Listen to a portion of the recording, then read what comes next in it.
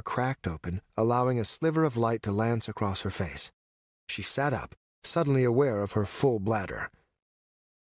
"Who's there?" she asked.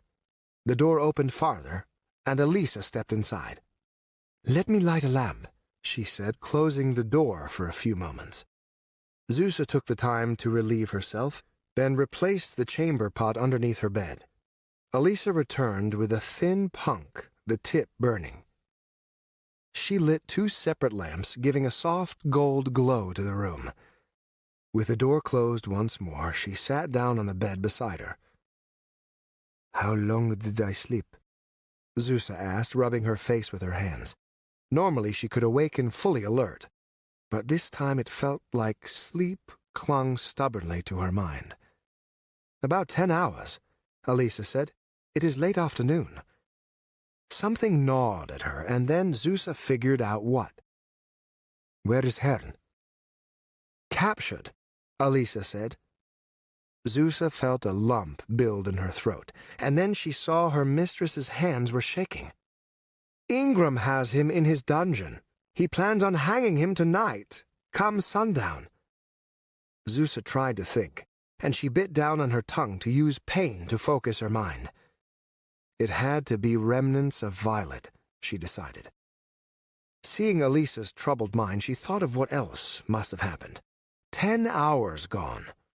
That meant... "What of the meeting?" she asked. "Did that go well?" Elisa sighed. "There are so many there. Larissa and the elves, Ingram, his petty lords, and of course the merchant lords made sure their presence was felt. Nothing but an hour of shouting and accusations. Twice I swore it would turn to bloodshed. My head still hurts after that nonsense." "Anything resolved?" The question evidently amused Elisa immensely, and she laughed like one reaching the end of her sanity. "Lord Yor demanded a halt to the killings while talks took place. Ulrich and the rest of the merchant lords insisted concessions of land be given, along with total access to the forest. Ingram implied he agreed with both without ever saying so. And the elves threatened war should they lose a single acre of land. Laurie and I were the only ones who even knew the word compromise. Perhaps tomorrow will go better. I hope so." "Forget about tomorrow," Zusa said, wrapping her arms around Elisa and pulling her close. Resting her head atop Elisa's, she stared into the flickering shadows of her room. "Haern hangs tonight, and I know that troubles you. Give me the word, and I will go." "I can't. I won't let you get yourself killed trying to break into Ingram's dungeon." Zusa let her go, then removed her dress. She still felt weak, and it wouldn't have surprised her if she still had a fever. None of that mattered. Sitting naked on the bed, she began to put on her dark wrappings. Elisa watched for a while as if debating, then stood. "Let me get you something to eat," she said. "Thank you." By the time Elisa returned with a tray of bread and meat, Zusa had covered all but her face. She tore into the bread, relishing the taste of butter on her tongue. When she had first woken, her stomach felt cramped and angry, and she hadn't thought she could eat much. Smelling the meat and tasting the bread had awakened a hunger that shocked her. She devoured the entire meal, wiped her lips on her wrist, and then began to cover her face with the last of her cloth wrappings. "Don't get yourself killed," Elisa finally said, stepping behind Zusa and taking the cloth from her hands. "I'll hate myself forever if you do." "You'll hate yourself even more if you do nothing," Zusa said, smiling underneath her mask. When Elisa finished tying the last strand, she gave her a kiss on the forehead. "Guards are nothing to me," Zusa said. "Rest and learn what you can about the Violet. I feel certain that whatever goals the merchant lords have, that simple weed is the true cause behind it all. As for Haern, I'll return with him alive. I promise." "I'll show it to Laurie," Elisa said, "and I'll hold you to that promise." Zusa shot her a wink as she put on her cloak. "I've defeated dark paladins, mercenaries, and even fought the Watcher to a standstill. I fear no dungeons, Elisa, no jailers. When I return, it will be with Haern, my promise unbroken." Without another word, she grabbed her daggers and dashed down the hall. In pure darkness, Haern sat and listened to the distant moans. He could see their vague shapes through the bars of his cell, lit by light of slender windows that he now lacked. Not long after Elisa's departure, the jailer had come with a few bricks to jam into the window. "Consider yourself lucky," the jailer had said. "They just want it dark. No clubs or pins for you. Damn shame. I'd have loved making you sing." Haern had given him no reply, for he had no fear of torture. He was the King's Watcher of Veldaren, son of Thren Fellhorn. To think a single lowly jailer could break him in a day was insulting. Hour by unknown hour time passed. Haern tried praying to Asher, but each time he thought of those who'd swung from gallows, his name on the lips of their executioner, his prayers stumbled and ended. Worse was Senkei's amulet of the Golden Mountain. They'd taken it from him before chaining him to the wall. He would have given anything to have that meager comfort hanging from his neck. Thinking of Senkei only opened old wounds, and he tried to push the memory away, no easy task in the suffocating darkness. All the while, the wound in his shoulder ached with a steady throb. If he slept, he didn't know it, but he must have. Something pressed against his shoulder, and he startled awake. He saw nothing close, but then a voice whispered in his ear.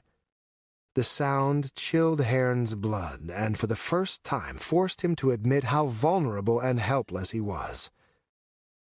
"Greetings, Watcher," whispered the wraith. Haern could almost imagine his grin floating beside him. "I must admit, finding you chained like this disappoints me greatly." "Why are you here?" Haern asked, keeping his own voice a whisper. He had no doubt the wraith would execute him immediately should he try to summon the guards. "To talk to you, of course. Why else? I've given some thought to our last discussion, and I feel I judged you too quickly. I cannot have misread you so thoroughly after your domination of Veldaren. You see, Watcher, you've been dragged into a game with many pieces, yet you are ignorant of their positions on the board. There are few rules, but already you've broken one." "And what rule is that?" "Never, ever let compassion blind you to the truth." The wraith chuckled. Something slender and sharp ran along Haern's neck. When it pricked open a tiny cut, Haern didn't even flinch. "Tell me, Watcher, do you know why the elves are here? How about the trifect? Do you think Elisa came here solely because of me? And what of the merchant lords? Have you wondered what part they play in this, or do you even know who they are? You would condemn me for killing members from all parties, yet you know so little. You killed leaders of the trifect and the thief guilds. The men and women I kill are no less guilty." The side of the blade smacked Haern's face, and he felt blood trickle down his cheek from another cut. "Tell me, how am I different from you?" "I never reveled in my killings." "You are wrong," the wraith whispered, his tone chilling. "These killings give me no pleasure, no joy. Perhaps with some of them I am amused by their deaths, but only the truly despicable ones. Surely you cannot deny feeling the same as you slaughtered Veldaren's worthless scum." Haern turned toward the wraith, and in the darkness he thought he could see the faintest outline of the man's hood. Then why the grin? he said. "In the face of such madness, what can one do but smile and kill?" The wraith laughed. "Yes, and kill. Kill as you have killed. Inspire fear as you have inspired fear. Last night I went to administer the same justice you have dealt out 100 times. Why did you defend them, Watcher? I have tried to discover the answer, but nothing I've come up with seems satisfactory. Was it truly what you said? Innocents would die. I had no choice. Innocents always die. Do you think your little games in Veldaren harmed only the guilty? Not children." A hand pressed over his mouth. "Quiet, fool," the wraith whispered. "Such outbursts. And why do we speak of children? Or do you mean the hangings in the city square, all done in your name? Yes, that was despicable, but I don't expect much better from the scum of this land. Does your conscience suffer? Is that what prevents you from thinking clearly? Children suffer through the actions of their fathers and rulers. Nothing will ever change that. Would you let the faults of this world prevent you from fixing that which can be made better? You coated your swords with blood to end the struggle between the guilds and the trifect. Why do you hesitate to do so again?" Haern closed his eyes and tried to think. Too much of what the wraith said made sense. Did he really think he'd been above it all when he slaughtered members of the thief guilds? But he'd done it in the name of peace and safety. What of the wraith? What guided his actions? The man was right. He knew far too little of the games nobles and merchants played in Angelport. Swallowing his pride and anger, he spoke words that tasted bitter on his tongue. "What is it you hope for? If I'm to help you, I must know the end you seek." "The end is precisely what I seek. You've walked into a house of cards, Watcher. I will bring it all crumbling down. Every piece, every player, seeks to flood Neldar with drugs and war. Ask questions. Open your eyes. If I told you, you would not believe me, so hear it from their own lips. Then come to me and try to tell me I am in the wrong."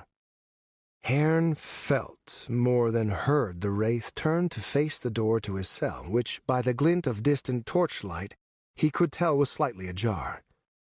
"Your friend comes for you," whispered the wraith.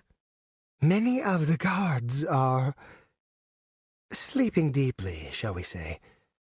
I can go and let your rescuer find you with ease. Or I can sound the alarm and bring the rest of Ingram's guards flooding into the dungeon. Which is it to be, Watcher? Is there hope for you? Or should I let the gallows remove your thorn from my side?" Haern took a deep breath and tried to think over all he'd heard and seen. In the end, he remembered what he'd told Ulrich back at Laurie's mansion. The wraith had left Tori, Terrace's child, alive. Somewhere in him was a sense of control and decency, despite the chill his presence gave him that seemed contrary to that in every way. No matter how hard Haern wanted to pretend otherwise, he could not sit there in the dungeon and claim to be any more innocent. He'd filled the gutters of Veldaren with blood to achieve his aims, however lofty. Condemning the wraith for doing the same, without looking into matters further, was hypocritical beyond measure. "I make no promises," Haern whispered, "but I will discover the truth of this city, one way or another. If I've been played the fool by anyone—" "So be it. Perhaps there is hope for you yet." The cell fell silent, but for the soft clink of the door shutting. Haern closed his eyes, hung his head, and wondered if he'd lost his mind. He thought of the rage he'd felt when Elisa had come, and how he'd promised to make the man pay. A large part of him still felt that way, but he didn't know if it was the better part of him or just his battered ego. A hand clamped over his mouth, and he startled. "Quiet," a woman's voice whispered. "Someone has been here before me." "The Wraith," Haern whispered when she removed her hand. "Will he stop us?" He shook his head. "No, I don't think so." "Then let us hurry." He heard a clinking sound from above as Zusa began picking the locks of his chains. Haern kept his breathing steady as his pulse began to rise. No matter how many guards Zusa and the Wraith took down on the way in, escaping would be no easy task. The sheer fact that it was still daylight would prove problematic. With a loud rattle, one of the chains slipped loose and hit the floor. Farther down the corridor, several prisoners called out in mocking tones. "How bad is your wound?" Zusa asked. Another chain slipped free, this one carefully brought to the ground. Haern tested his shoulder, and he had to bite his tongue to hold in a pained cry. "Not good," he said through clenched teeth. "Can you run?" "Do I have a choice?" "Not if you want out." "Then I can run." The last of the chains loosened from around his body. Despite Zeus's care, their rattle seemed thunderous in the stone cells. "Who you got with you?" someone shouted from nearby. "You got yourself a whore." Zusa grabbed Haern's hand and pulled him to his feet. His wounded shoulder throbbed, and he gingerly touched it. His fingers came away sticky and smelling foul. Most likely infection, thought Haern. Fantastic. "Where are my things?" he asked. "At the front, I believe, still guarded. We'll get them on our way out. Ready?" "Ready." She took off at a blistering pace, her hand firmly clutching Haern's wrist. From the darkest reaches of the dungeon they emerged into torchlight, and their passing raised a ruckus from the prisoners, who hooted and hollered. At a doorway he saw a guard slumped against the wall. Blood coated his neck and chest plate. Zusa paused to listen for any approaching guards. "He your doing?" Haern asked. "Was unconscious when I found him," Zusa said, glancing at the dead guard. "I only cut his throat." If any guards heard the ruckus behind them, none came to investigate. Haern dared breathe a sigh of relief. "Come," Zusa said, pulling him along. They passed two more bodies, and Haern had no need to ask what happened to them. One lay on his side, the other on his back, both with huge gashes across their throats. At the major cross-section of the dungeon they stopped again. To their left and right stretched rows of cells, while ahead was bright light and escape. Behind them, more prisoners shouted in either encouragement, anger, or jealousy. "The guards remain there," Zusa whispered. "How did you get by?" She pointed toward one of the side tunnels. "Shadows are my doorways. But I cannot take you with me." Haern didn't like the thought of killing more guards, nor any more prisoners hanging, but the Wraith's words haunted him in mockery. Would he really become a coward, frightened of taking a life, all because of a threat made by someone like Ingram? "Get me my swords and cloak," he said. "We'll cut through." He saw her glance at the wound to his shoulder, and he shook his head. "I can fight through the pain. Now go!" She strode ahead, releasing his hand to draw both her daggers. At the doorway, a guard stepped out, no doubt to finally check why the others had not silenced the prisoners. Zusa caught him flat-footed, one dagger ripping open the belly beneath his breastplate, the other piercing his windpipe to choke down his death rattle. She kicked him aside and then ran on. Haern followed. 3 more guards sat around a small table, a rack of weapons and crossbows behind them in the small room, along with a heavy chest. Zusa was a blur among them, slashing and cutting before they could even ready their weapons. As the corpses fell with no alarm sounded, she leaned against one of the walls and pointed to the chest. "In there," she said. He knelt before it, flicked it open, and found his things.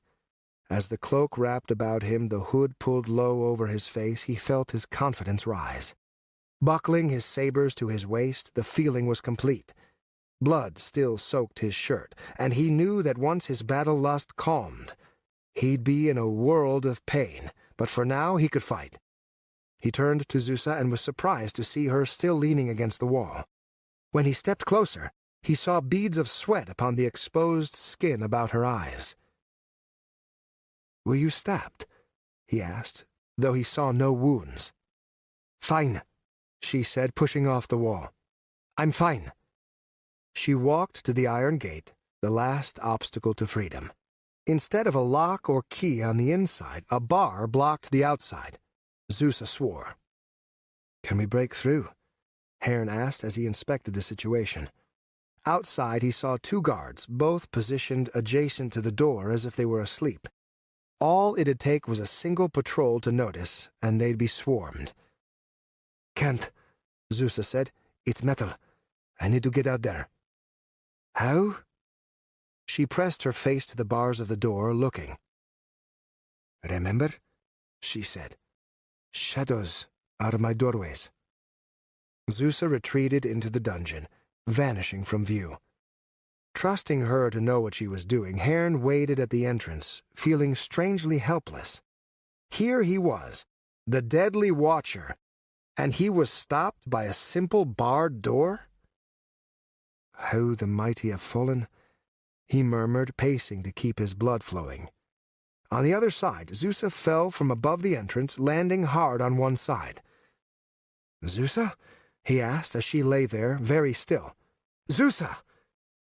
"Was spotted," she said, her back still to him. "Careless." He heard shouts from far away, and his pulse doubled. "Hurry," he said. "We need to get out of here now." Zusa looked too weak to stand, though, let alone lift the heavy bar blocking the door. She closed her eyes, and then he saw the first guard come running up the hill toward the inlet of the dungeon's entrance. "Zusa! Get up, Zusa! Focus on the pain. Use it and stand!"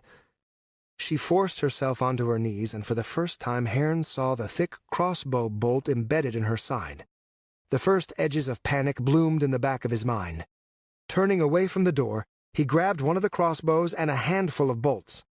Before the first guard could reach her, Haern shot him down through the gaps in the bars. Another guard appeared, and though his first shot missed, the second plunged into his throat. Zusa grabbed the bar across the door and dragged herself to her feet. Haern reloaded the crossbow, then reached through the bars to cup her face in his hand. "You can do it," he said.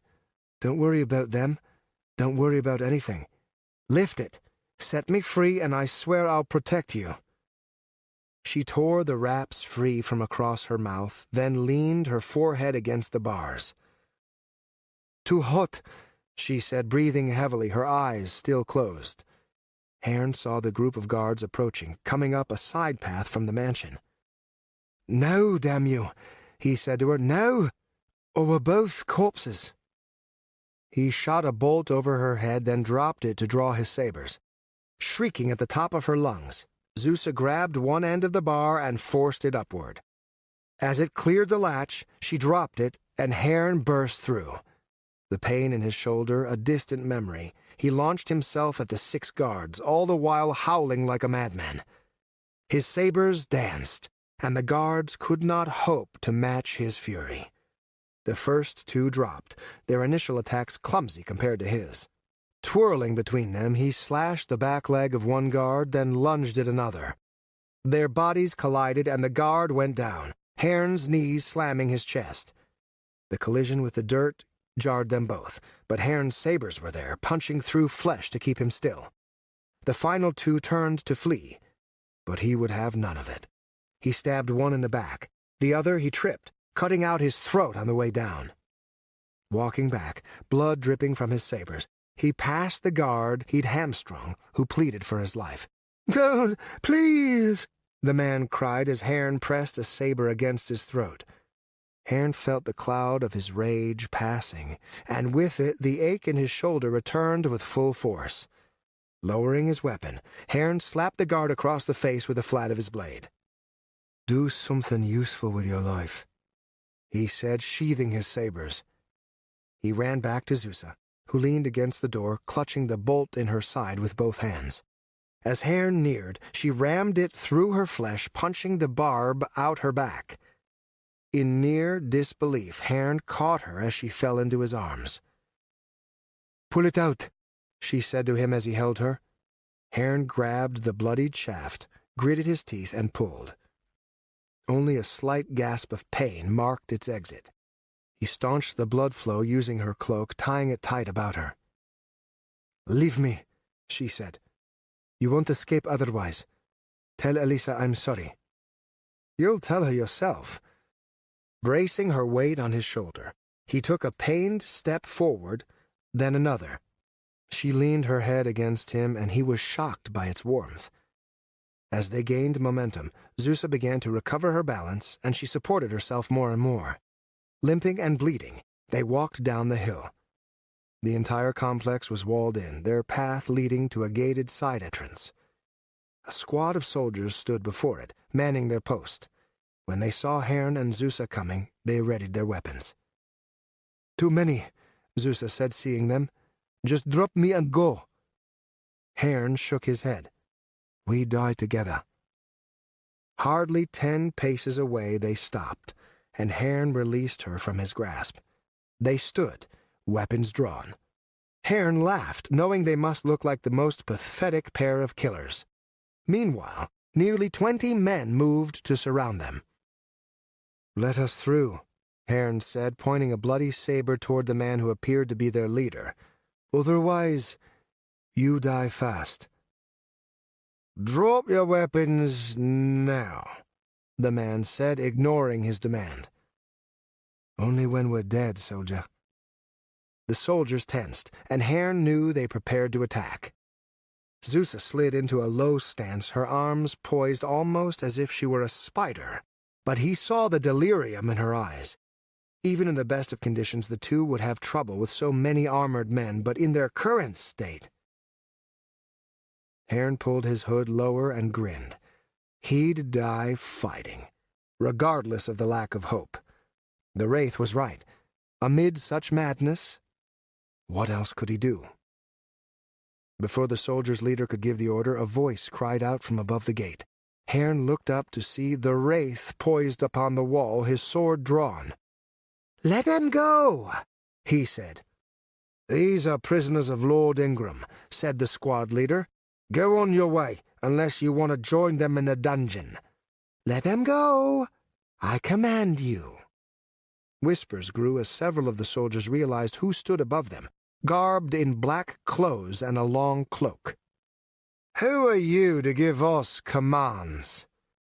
The Wraith grinned. "This is my city now.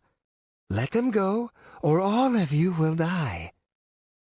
Haern could see the fear spreading through the squad. The Wraith spoke with authority, and even before their greater numbers, he showed no fear.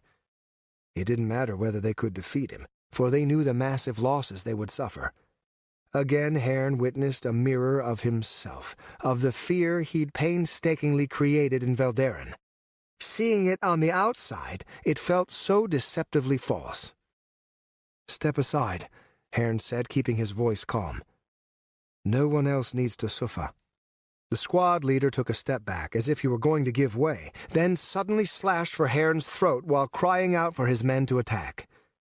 Haern parried it aside as all around him erupted into chaos. Zusa avoided the first 2 strikes her way, and then Haern was there guarding her flank. Neither went on the offensive, instead blocking and retaliating against those who struck against them. After killing a single soldier who had pressed too close, Zusa collapsed to her knees, pushing Haern to his very limits to protect her.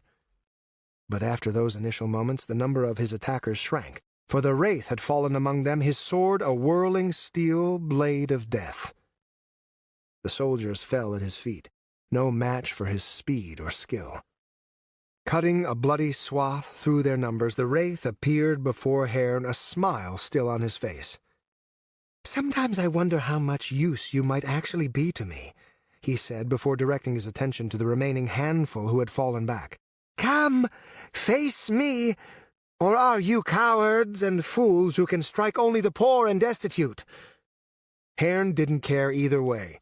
Zusa lay at his feet, and he pulled her into his arms. He used his foot to lift the heavy keyring from the squad leader's belt, flicking it up so he could catch it. Sounds of combat came from behind him as he unlocked the gate and shoved it open a little. "Stay with me," he whispered to Zusa. "We need to get out of sight for a while. I need you to run. Can you run?" "Don't have much choice," she said, and she gave him a weak grin. Overcome by impulse, he kissed her lips, then shifted more of her weight onto him. "Some honeymoon," he said. "Stay strong. Stay with me." They ran, leaving the occasional trickle of blood behind them. Given their outfits and wounds, they garnered many stares, but none interfered with their passage. Guards shouted in the distance, but they faded in time.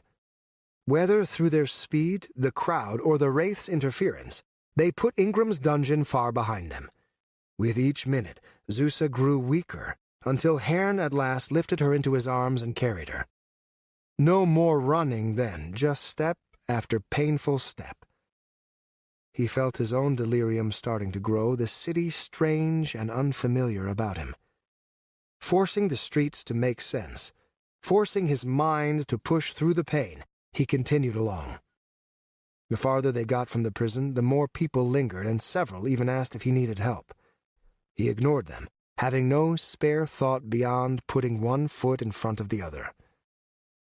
At last, Haern collapsed to his knees, Zusa lying unconscious in his arms. Before him was a large gate. Never would Haern have guessed the incredible relief he'd feel seeing Torgar yank it open to greet him. "Are you out of your fucking mind?" the giant man asked. Haern wanted to say that indeed he was. Instead, he laughed, even as the tears ran down his face, and at least 15 passing men and women saw them brought into Laurie Keenan's mansion. Chapter 10. Madeline kissed Tori's smooth forehead and then wrapped her swaddling blanket tighter as the commotion grew. Her husband had been in his study when the first shouts came from outside the front door, and while he no doubt rushed to investigate, she retreated farther within her walls, clutching the baby to her chest. Her home was her sanctuary, her place of locked doors and safe walls. Already the Wraith had violated that sanctity. Would someone else be vile enough to do the same? "Go see what is causing that ruckus," she told her nursemaid Lily. "Of course," said Lily, hurrying away. 2 other servants were with her, and they stood patiently in the corners of the parlor, one tending the fireplace, the other waiting for orders. She tried to put them out of her mind, instead softly singing a lullaby to the already sleeping baby. After 3 lines, she stopped, for the commotion had grown louder. Lily returned looking confused, yet trying to hide it. "Well?" Madeline asked. "It's Alisa's guests," Lily said, the name immediately putting a rock in her stomach. "The newly married couple. They're both bleeding." Madeline stood, angry she had not been summoned. To have guests in her house injured, yet not brought to her attention? Still, something was off with how Lily was acting. It reminded her of when Lily had been sleeping with one of the guards, that slight hesitance, her unwillingness to look her in the eye for long. "What happened to them?" she asked. "Did they tell you?" "No, but they are wearing strange clothes. I cannot explain." Strange clothes?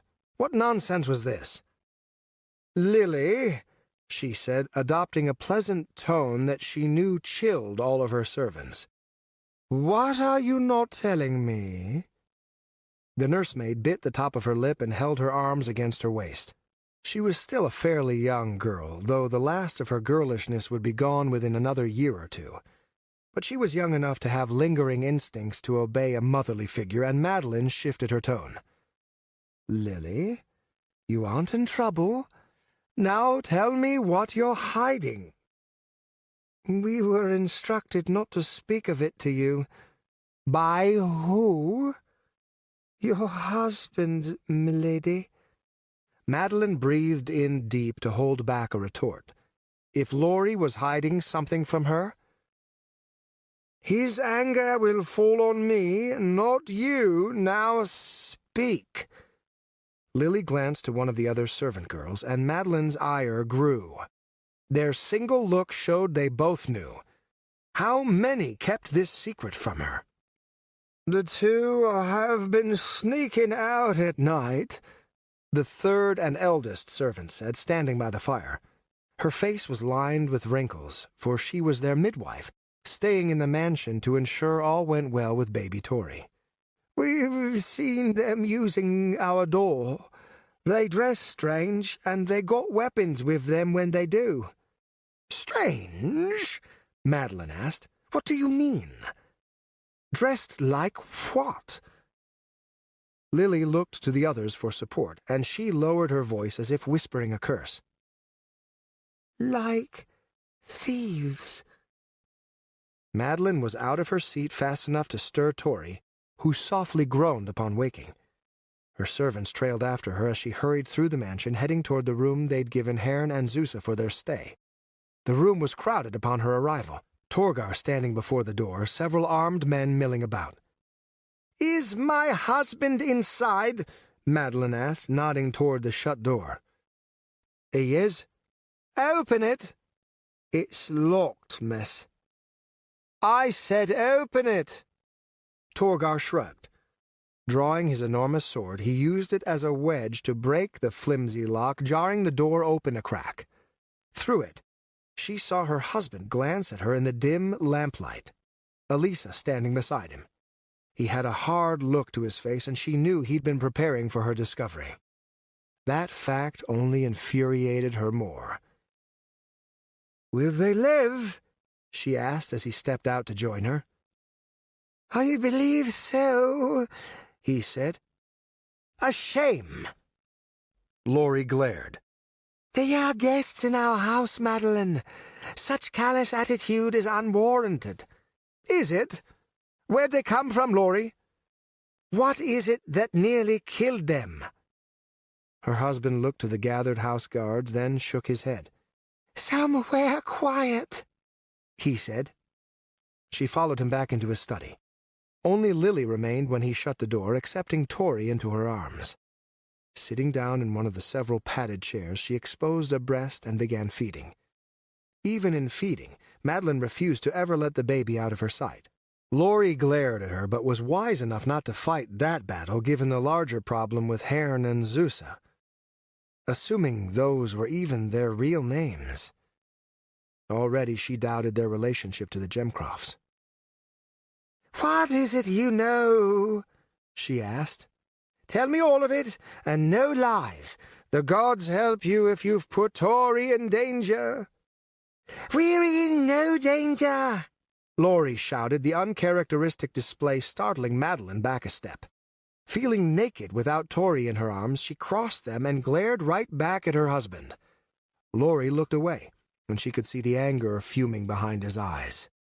Good. Only seemed right he be as angry as she was. "At least, I don't think so," he said when he'd calmed. "But things are changing fast, and never did I think the Watcher would be so stupid." Madeline's jaw nearly hit the floor. "You brought him here?" she asked. It felt as if her husband were playing a sick joke on her. "But I heard Ingram's announcement. The Watcher was supposed to hang tonight." And suddenly his wounds made perfect sense. Overwhelmed with rage, she dug her nails into the flesh of her arm hard enough to draw blood. Her precious mansion, her only place of safety, housed one of the most notorious killers alive? "He broke out," she said, and her husband never contradicted her. "And after he broke out, he came here. Damn it, Laurie! Did anyone see us taking in a wanted fugitive?" Laurie sighed. "Torgar says they were most likely seen." The words hit her like a blow to the chest. "He'll find out," she said, meaning Ingram. Half the city guard will surround our home before nightfall. We can't be caught housing them, Laurie.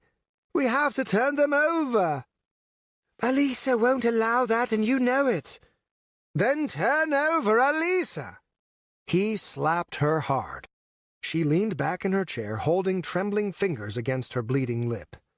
Alisa Gymcroft is a leader of the Trifect, Laurie said, and the Trifect does not hand over its own, not even to kings. I don't care how many soldiers Ingram sends. They won't cross our walls. Panic crept up Madeline's spine, and she was helpless to stop it. We don't have enough men, she said. Torgar's already sent runners to hire every available sellsword in this city, regardless of the cost. But the mercenaries are all in league with the merchants. We can't invite them into our home. They'll outnumber our house guards. Damn it, woman, enough! Do you think I'm a fool? I have enough problems trying to keep the damn merchant lords from ruining us. I need no grief from you. If Violet gains popularity, and it will, what do you think will happen then? If they ever have the coin to challenge us, to spread out beyond Angelport, nothing stays certain. Nothing stays safe. He said the last word with a cruel edge, for he knew her paranoia and phobias. The open sky was a torment. Unlocked doors were a danger. His shouting upset Tori, who released Lily's nipple and began to wail. Lily shushed her, rocking her back and forth while shifting her to the other breast. Madeline watched her rub the nipple across Tori's upper lip, and she thought of all that might happen because Alisa had brought the Watcher and his whore with her from Valderin. She thought of what the city guards might do to such a helpless thing if they came crashing through the doors. It sent her to tears. "Why?" she asked. "Why are they even here?" "Who? The two? Alisa brought them to hunt down the Wraith. It was her gift, to bring Terrace's killer to vengeance." "She gives us poison and calls it a gift, and yet she stands equal to you in the Trifect? This is madness, Laurie. Utter madness." He went to her and wrapped his arms about her waist. When he kissed her lips, she kissed back out of reflex and nothing else. They both tasted blood. "I promise nothing will happen," he said. "Ingram can only do so much. He needs us, no matter how much he wants to admit it. Without us, our guards, our trade, and our influence, Angelport will suffer greatly. Without us, he cannot stop Ulrich and his madness from starting a war he can't hope to win. He'll bluff and bluster, but the man is a superstitious coward. Do not fear him. When he knows we will not relent, Ingram will turn away." "I pray you are right," she said, pulling away from him so she could join Lily's side. After Tori was burped, and her bit of spit-up cleaned, Madeline accepted her back into her arms. Lily covered herself and excused herself from the room. Now, fully alone, the two looked at each other as if neither had anything to say. "I should go check with the healer," Laurie said. "Go, then." With him gone, she rocked Tori back and forth until the baby slowly settled into a shallow sleep. "I'll keep you safe," she whispered, "always and forever." She returned to her own room, summoning her servants. Her arms tired, she passed Tori over to Lily, then waited for the inevitable. After an intolerable length of time, one of her servants came to her as ordered. "They're here," she said. Madeline went to the front parlor, her servants in tow. From the window, she could see the entire front yard, including the gate. At least 50 mercenaries lined the surrounding wall, many of them unfamiliar to her. On the other side stood a contingent of the city guard, and they seemed not at all surprised when Torgar refused to unbar the gate. Madeline had a servant open the window so she might hear the exchange. "No happening," Torgar said, his deep voice carrying easily. It helped he was shouting, as if he wanted all of Angelport to know he couldn't give two shits about the city guard. A few money-grubbing peons come saying one thing, and I got Lord Keenan of the Trifex saying another. Who you think you should be believing? The leader of the guard looked flustered, and he tried to match Torgar in both volume and depth. He succeeded at neither. We come only to search the premises for murderers wanted by Lord Ingram. Even if your master is uninvolved, those we seek might be hiding within. You brought a whole lot to be just searching. The guard sneered at him. It's a big mansion. Torgar was hardly one to be outdone. Well, then, let me help you out. My arsehole's pretty big, too. Think they're hiding there? Down went his trousers. Here, take a look. See anything suspicious? Come, stick your hand up and search. You look like you'd enjoy that sort of thing. Or maybe have Ingram come on down instead. He'd probably enjoy a poke. Even from her distance, Madeline could tell the guard leader's face was beet red. Beside her, one of the servants blushed and looked away. Madeline, however, wished she could throttle the big idiot. She wanted them to leave without incident, not be provoked into an unnecessary fight. You dare insult, the guard started to say before Torgar interrupted him. Stop it already. You want in? Well, you aren't getting in, not unless you come back with a shitload more men than what you got. We got walls, gates, and enough swords in here to cut you all down in seconds should you try breaking in. So, either draw your blade and actually do something, or get the fuck out of here. Without even waiting for an answer, Torgar put his back to the guard leader and returned to the house, buckling his pants as he did. Behind him, the guards stood looking strangely helpless. Madeline held her breath, waiting for their response. Several of them were swearing, and none looked happy, but they marched back toward the castle in formation. When Torgar stepped through the front doors, Madeline was there, and she slapped the lug across the face. He smiled down at her with a wolfish grin. I wouldn't do that again, milady, he said. Are you out of your mind? She asked him, hoping her harsh tone would hide her discomfort. Torgar shrugged as Laurie appeared, having watched from another room. There's no way Ingram gave them orders to fight their way in, said the mercenary, shooting a glance toward Laurie. They came all show, no teeth. I figured I'd call them on it, and sure enough, they went running with their dicks tucked between their legs when I did. They'll be back, Laurie said. And you insulted Ingram. He'll get over it. Now's your turn to talk your way out of this. And if I can't? Torgar nodded toward the window. Then those boys out there will kill themselves a whole lot of city guard. You ain't even seen a scrap of how many we'll soon have. Sounds like Ingram tossed the mercenary guild leader into his prison. What I'm hearing, half the sellswords in the city are volunteering just to get some free food and a shot at payback. Madeline thought of open warfare filling her gardens and walkways with corpses and blood running like rivers across the carpets of her mansion. Like Veldaren, she said. Just like Veldaren. She did this.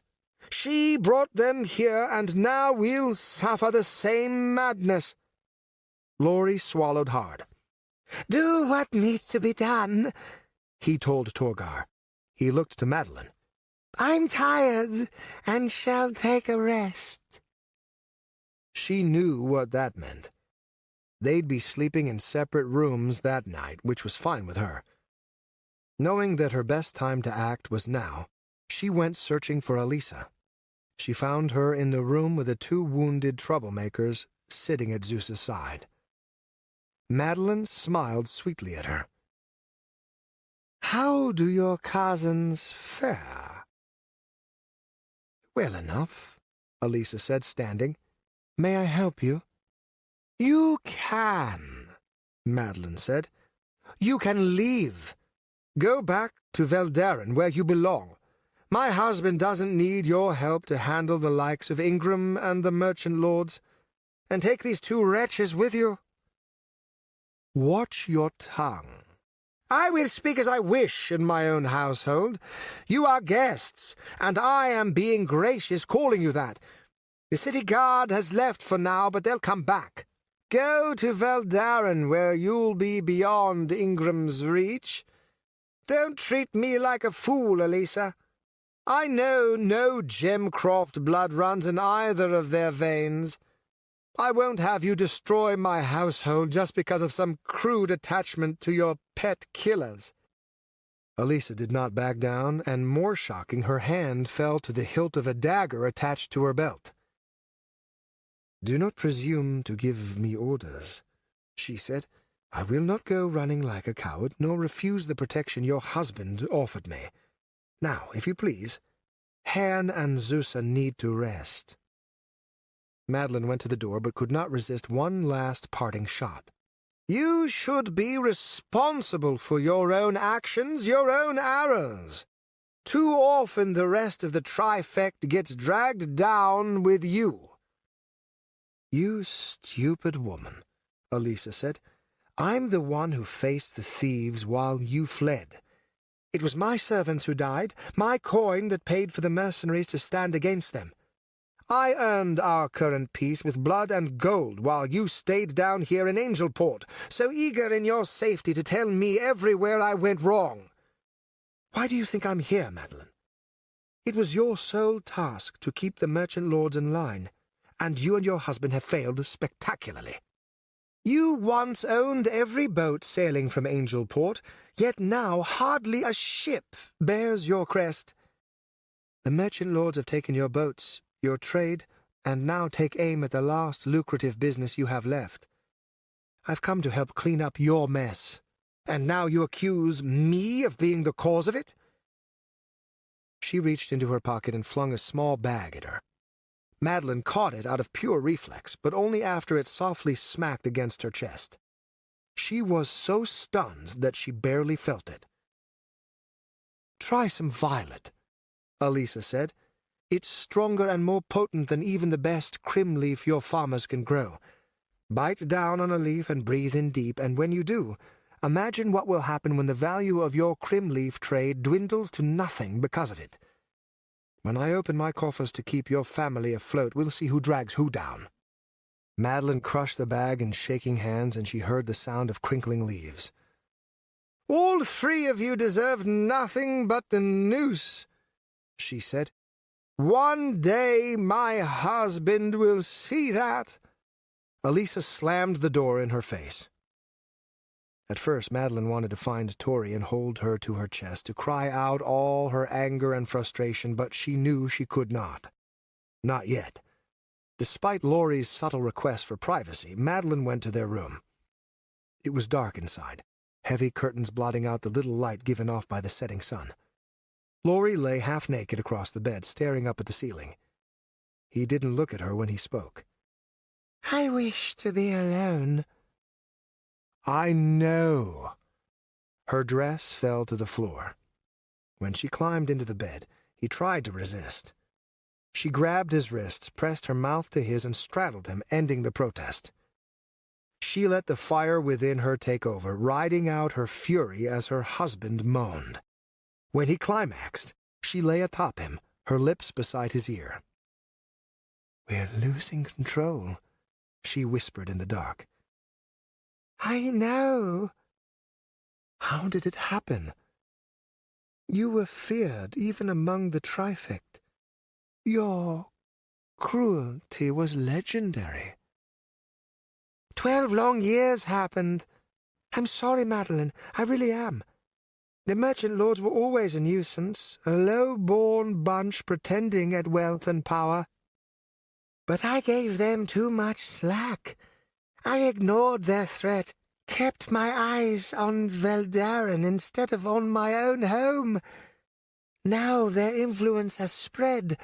Our fleet is a shadow of its former glory, and only our crim-leaf trade keeps us afloat.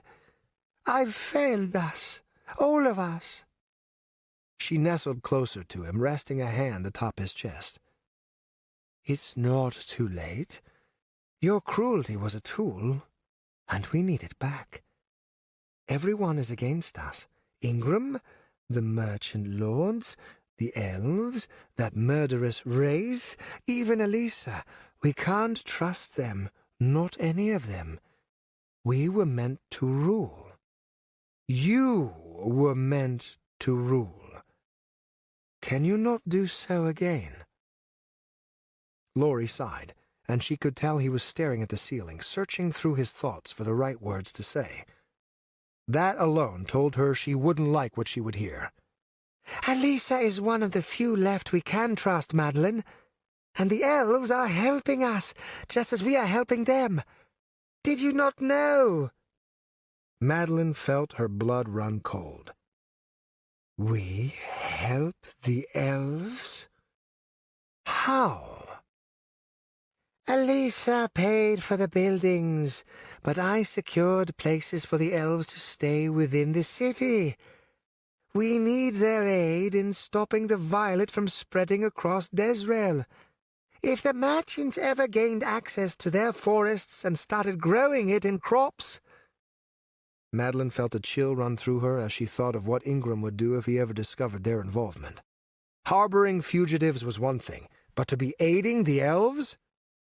Ingram would never forgive it, never forget it. Elven arrows daily slaughtered innocent men, so much they approached war. What they did now could count as treason. She thought to challenge Laurie over this, but then bit her tongue. Her hand reached under her pillow to where she kept her dagger. "You're not the man I married," she said. "I suppose not. But neither are you the wife I once loved." She plunged the dagger into his throat.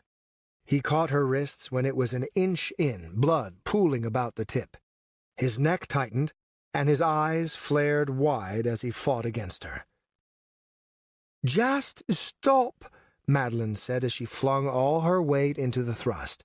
Tears ran down her face. "Please, stop. Just stop. Just let it go." The tip sank farther in. He tried to scream, but all he could do was let out a quiet gurgle as he choked.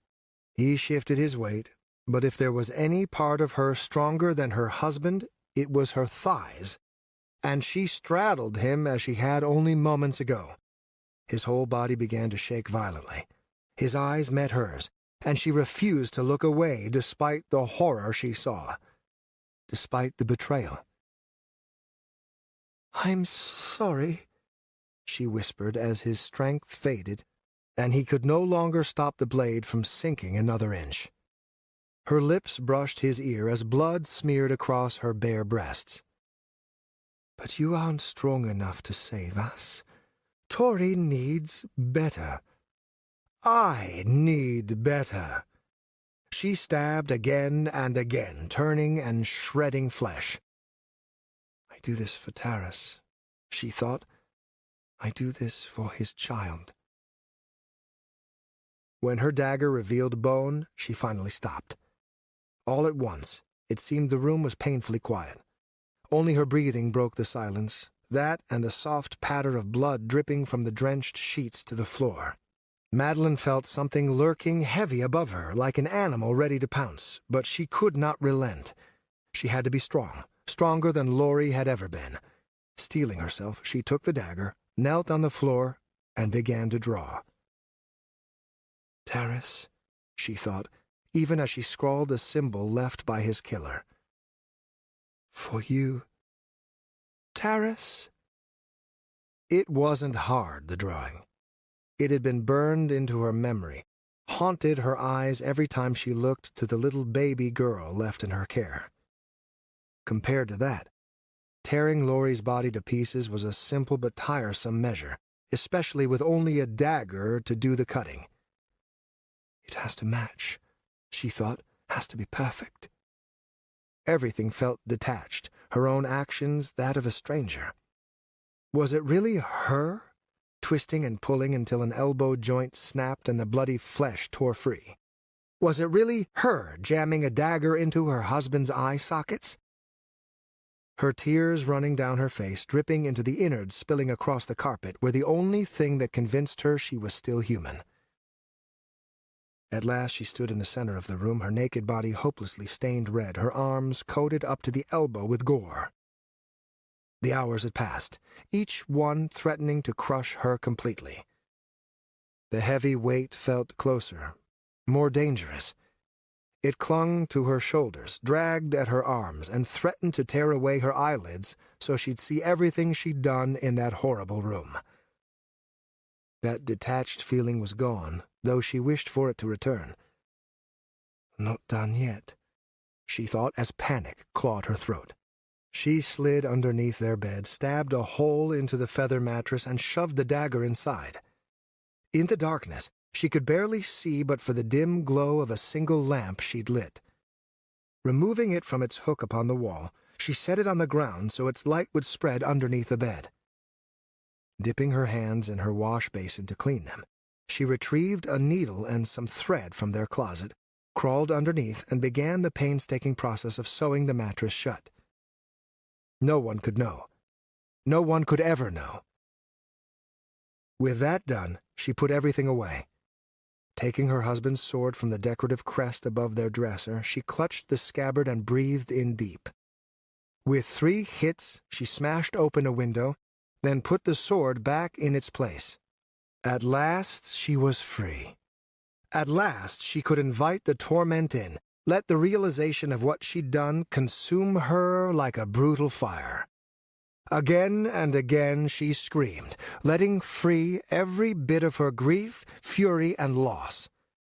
In moments, the door burst open. "He said he'd kill me if I made a noise," Madeline sobbed, Laurie's horrific corpse held lovingly in her naked arms. He said... Her wail echoed throughout the mansion as guards poured in, once more baffled and furious at their inability to stop the Wraith from killing. Chapter 11.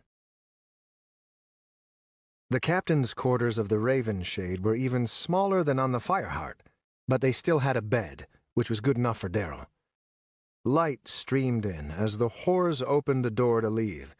Instead of shutting and leaving him in blessed silence, the door pushed wide, and in stepped Lord Ulrich Blackwater. "Least you waited until I was finished this time," Darryl muttered. "Two?" Ulrich asked, glancing behind him. "Been a rough few days. Thought I deserved the indulgence." Ulrich chuckled. "That's so funny," Darryl asked. "You think I can't handle 2 women?" "I'm amused you know the word indulgence." The captain grinned.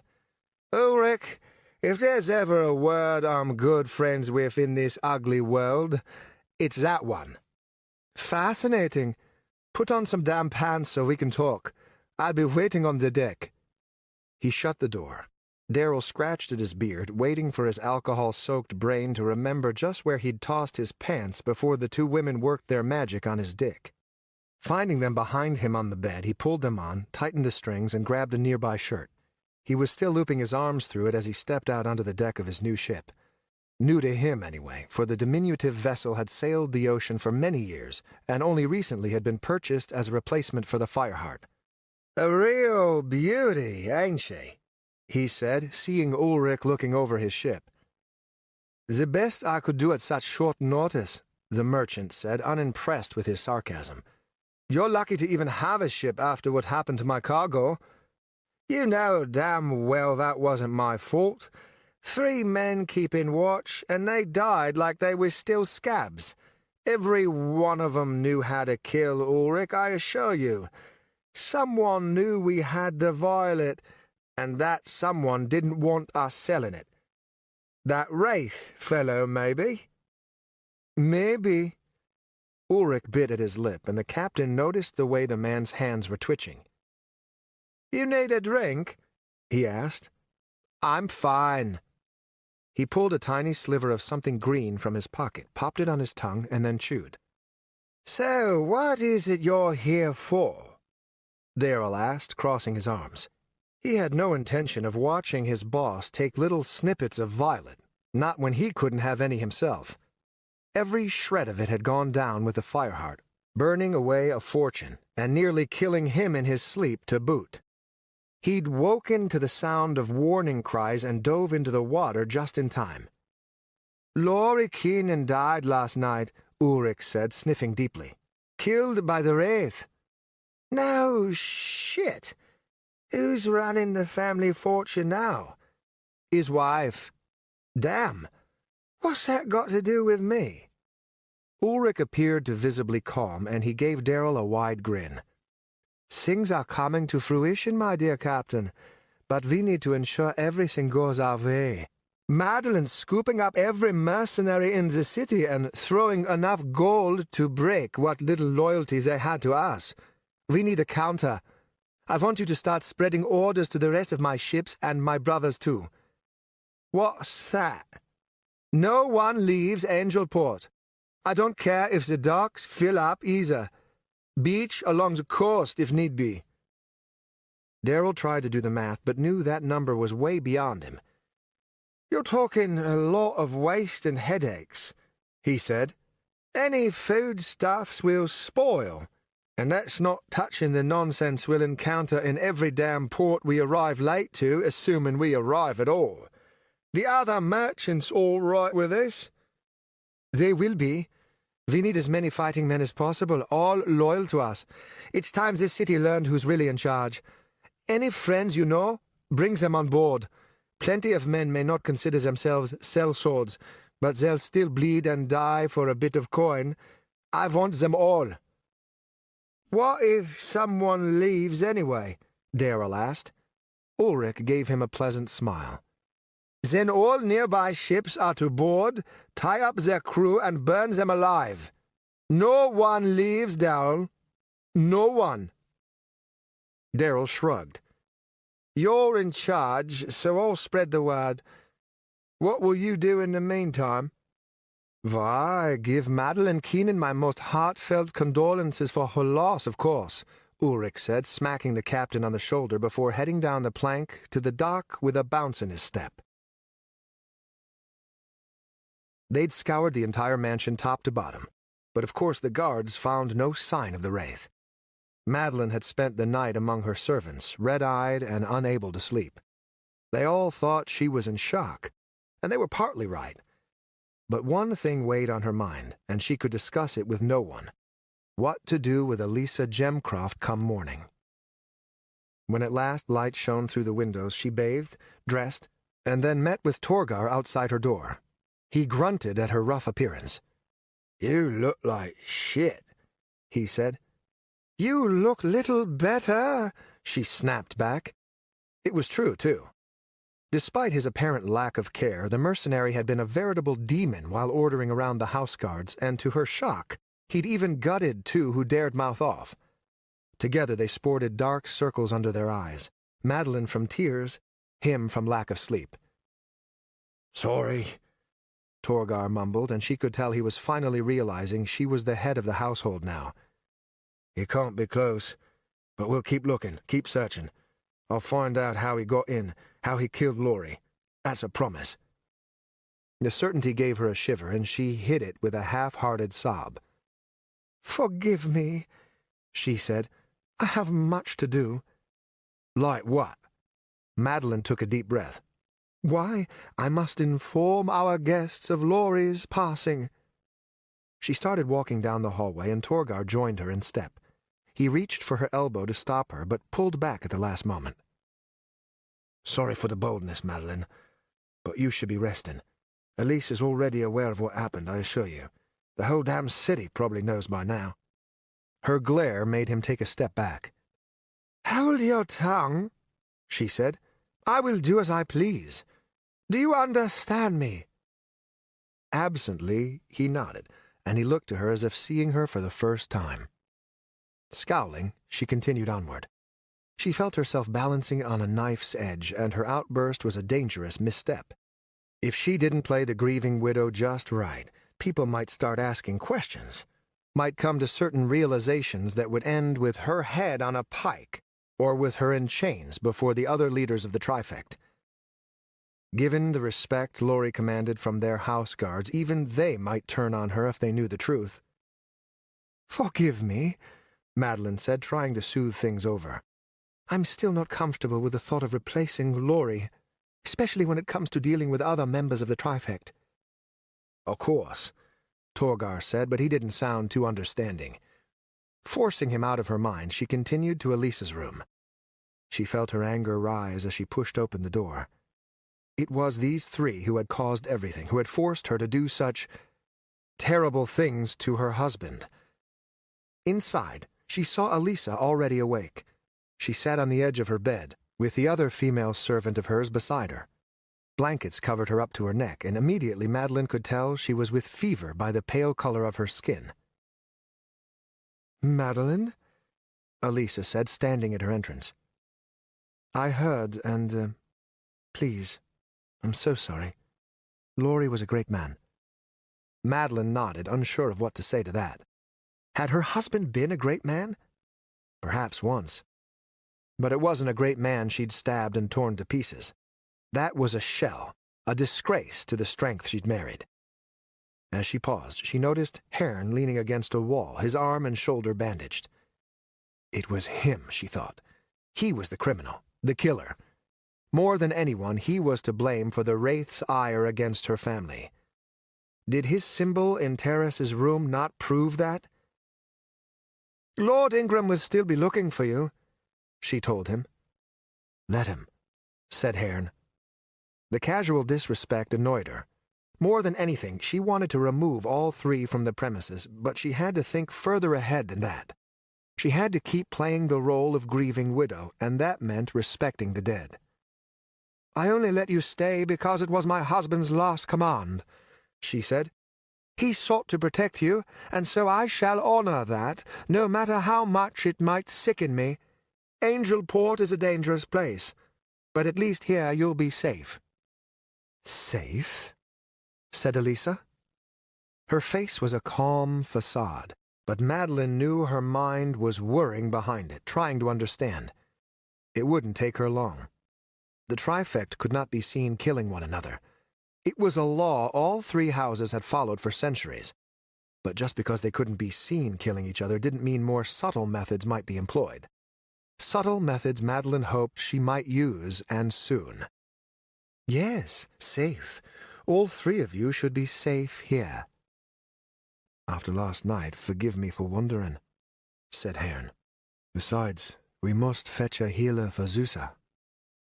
Madeline wanted to strangle him for such a comment, but she let it slide over her. "I will send for someone," she said. "Now, if you'll forgive me, I must be going." "And I as well," said Elisa. "I have plenty of coin, and I'm sure I can find someone who will not betray—" "No," Madeline said, her voice firm. Behind her, Torgar reached for his sword, as if he could read her mind. "No, you must stay. I will not have you endanger yourself out in the streets. Not when Ingram is looking for any way to strike at us.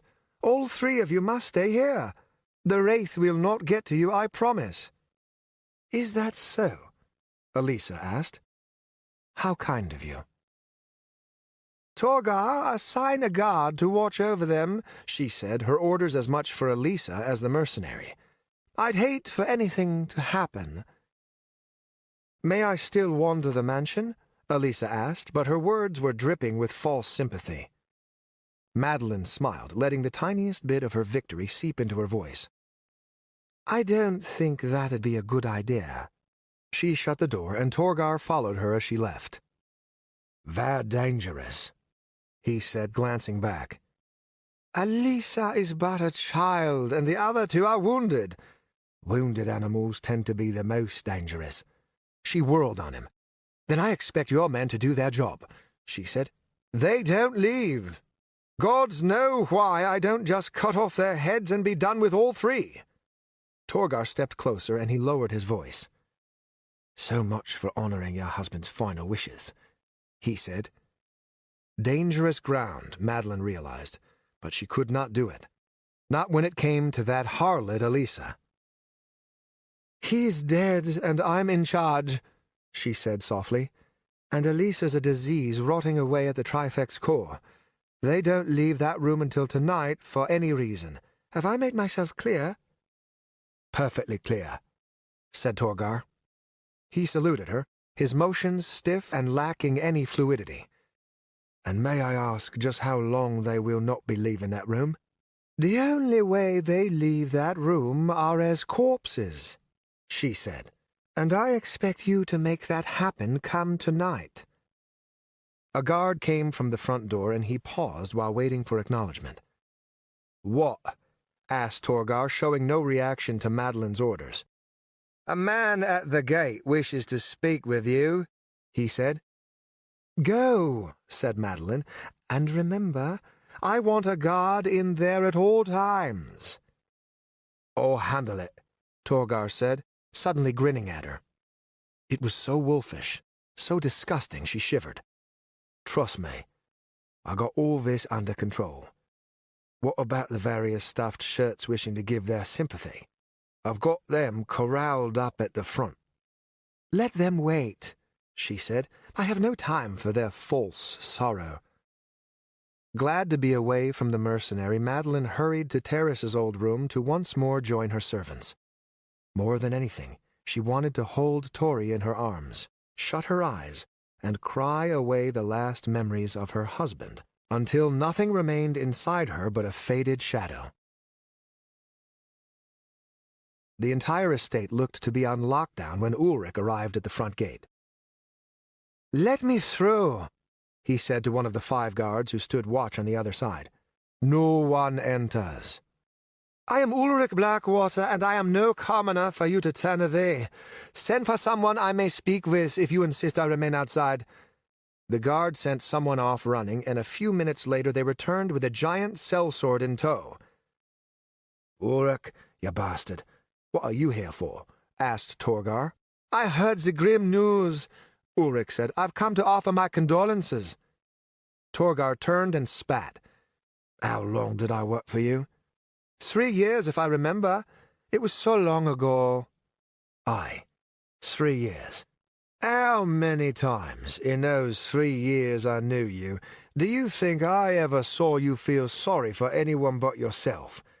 You were more likely to cry over your spilled ale than a dead child lying at your feet." Ulrich clenched his teeth, but he kept his face calm. "I'll forgive such rudeness if you let me in. It would be impolite of me to deny respect to such a man as Lori." Despite the rolling of his eyes, Torgar grumbled an order to the guards.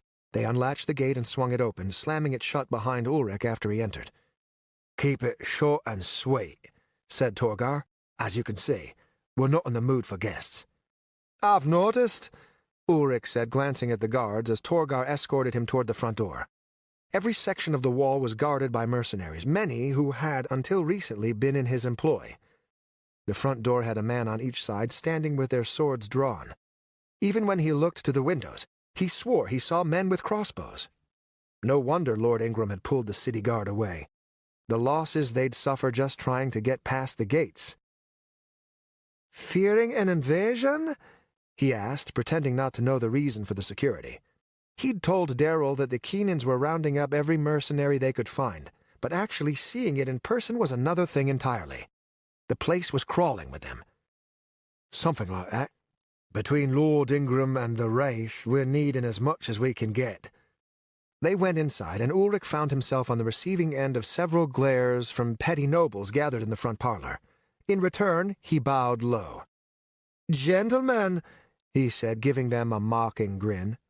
"You have no right to be here," said one, a middle-aged man with a graying beard. "Wretches like you are why the Wraith torments us so." "Is that so?" Ulrich asked. "I was not aware you had spoken with the elusive butcher. Please tell me, what did he have to say about me?" "Shut up," Torgar said, and it seemed he spoke to both.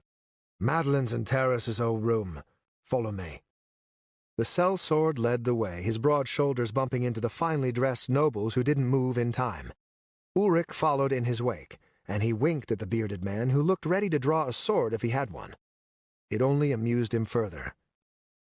They walked down the hall, took a few turns, then stopped before an open door.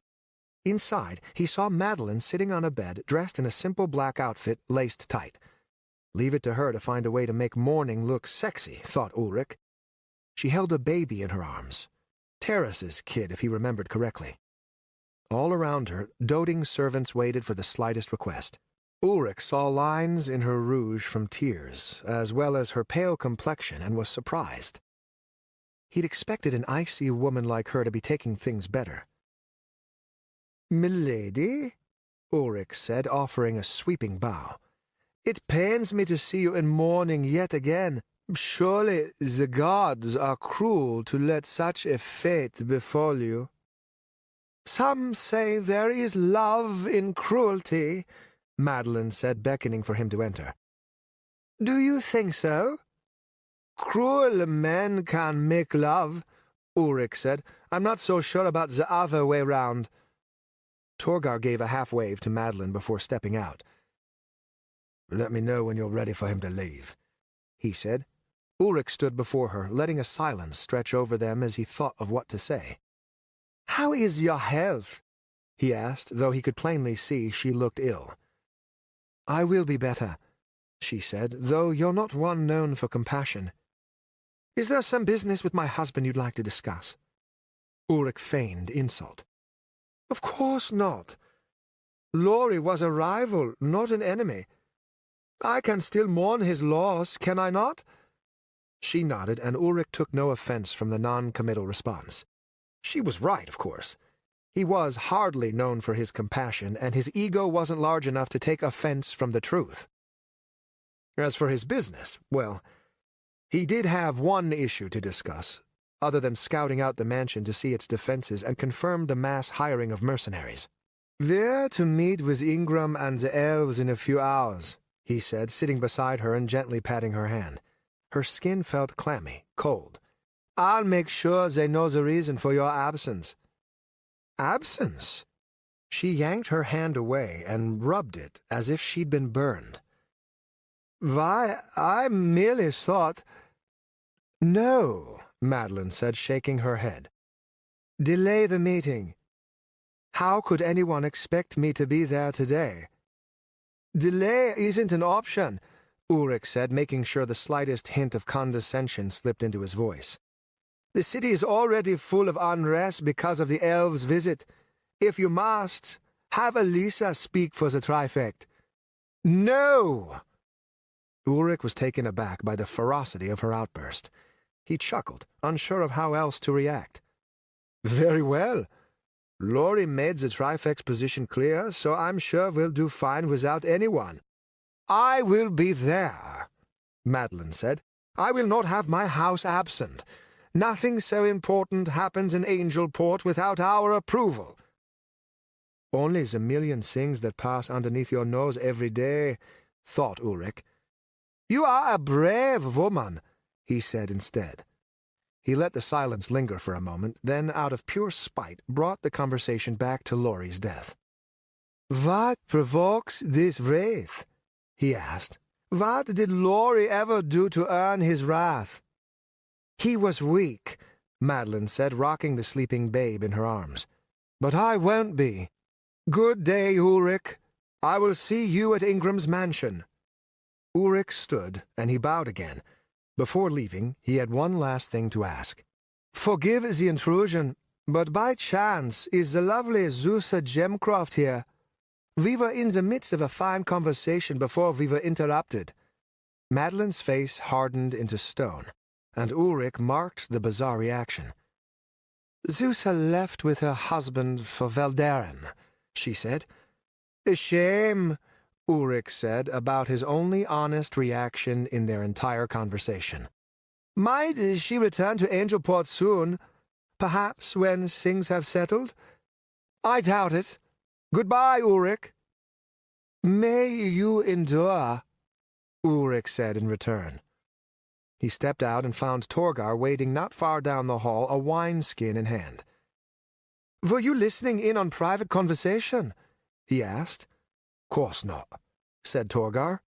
"Don't expect much interesting conversation between her crying and your ass-kissing." Ulrich pulled the door shut behind him. I was told you'd lead me to Zusa's room.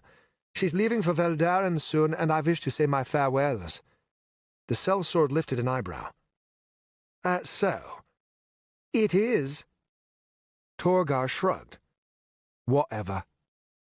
He turned toward the back of the mansion, and Ulrich's heart began to race as he followed. Such a simple piece of intrigue, for sure. Did the newlyweds have a falling out with Madeline? Were they injured? And what might happen if Torgar realized he'd been duped?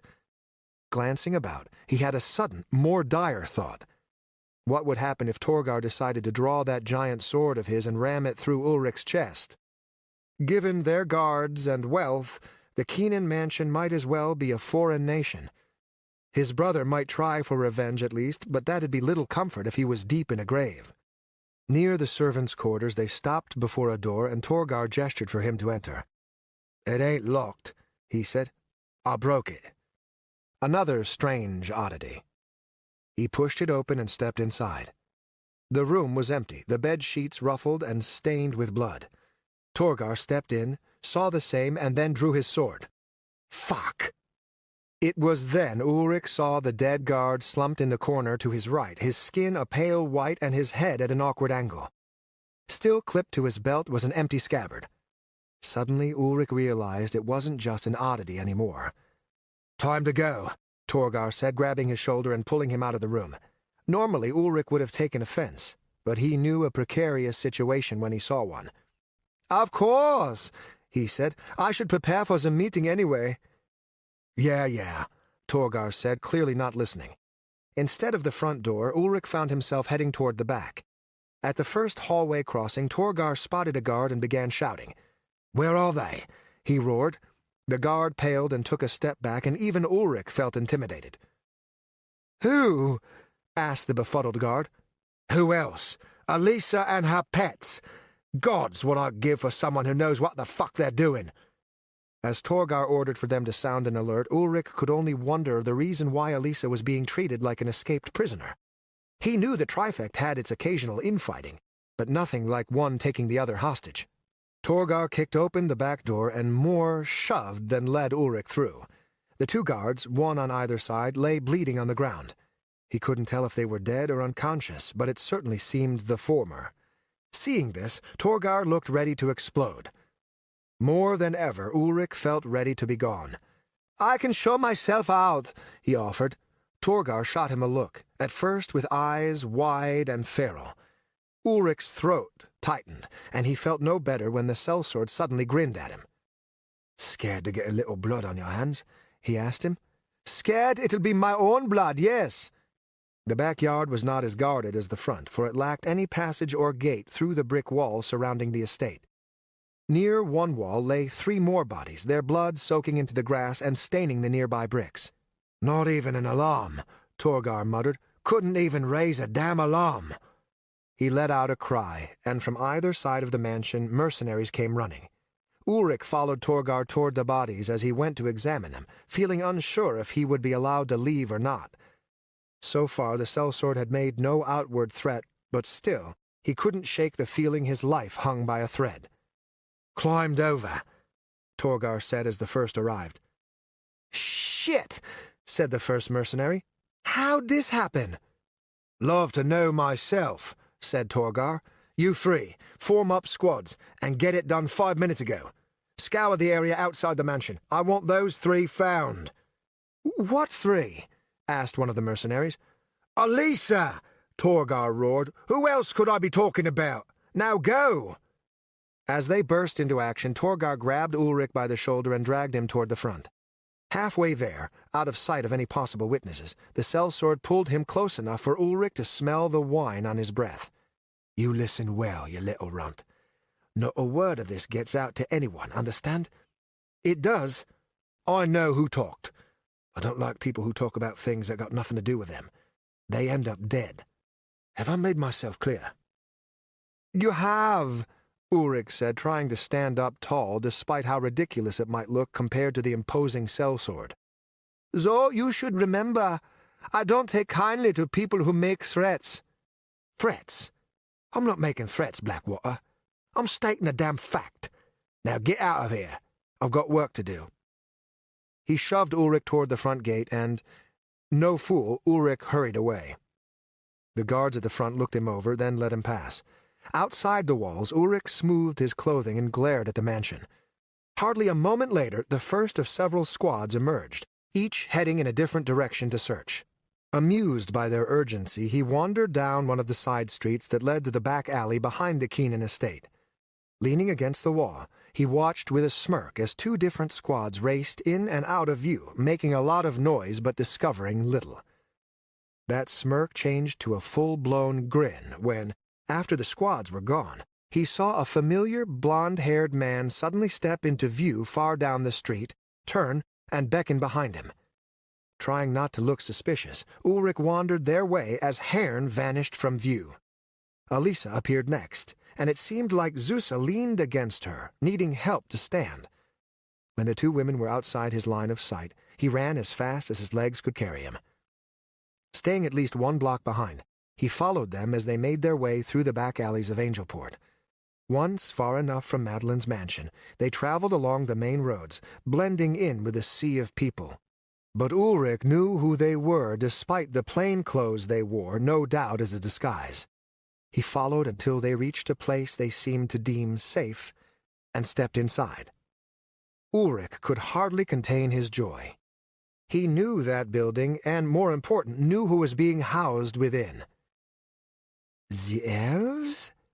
he said, letting out an uncontrollable laugh. "Oh, my dear Elisa, you couldn't have made it any easier for me if you tried."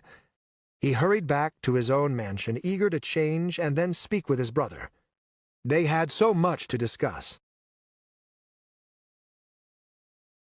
Chapter 12. Haern collapsed onto the floor beside the bed the elves had placed Zusa in, dropping the sword he'd taken from their guard back at the mansion. It clanked heavily against the wood. Gingerly touching his shoulder, he felt blood seeping from the reopened wound. It had torn during his fight with the three near the outer wall. With secrecy so urgent, he'd forced on through the pain. "Thank you for taking us in," Elisa said to Ambassador Graven, who smiled at her and gently patted her hand. "Our doors are open, for this is your home, too," he said. "Things are not so simple," said an elegant elven woman in a green dress, coming to join them after hearing the commotion from their entrance. "Who are these two, and why have you brought them?" Haern would have been more impressed with her beauty if he hadn't been so dead tired. Based on her appearance, and how Elisa bowed her head in a way she would never do to anyone below her station, Haern figured she was the Princess Larissa. Elisa had said little on their trek there, but the one thing she had reinforced was that no matter what Haern did, he was to treat Larissa with the utmost respect. Given how precarious their position appeared to be, Haern didn't risk giving Elisa a chance to lie about his nature. "I am the Watcher, who Lord Ingram sought to hang," he said. "Zusa rescued me and injured herself in return. I was wrongfully imprisoned and will swear so until my death." Larissa looked none too pleased, and neither did the many elves who gathered around, discussing in rapid Elvish. Only the ambassador seemed unconcerned. "Then why are they here?" she asked Elisa.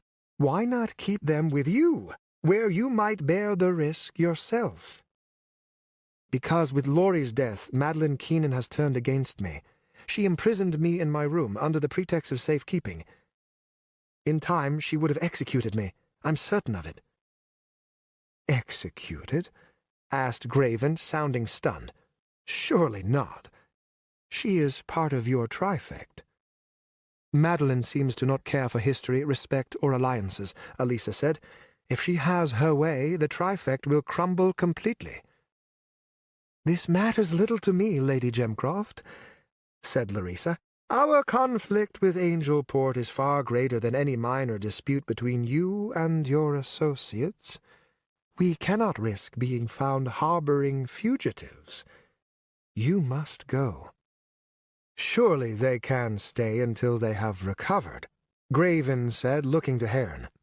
"How bad are your wounds, Watcher?" "Just Haern," he said, "and I'm fine. It's Zusa who worries me."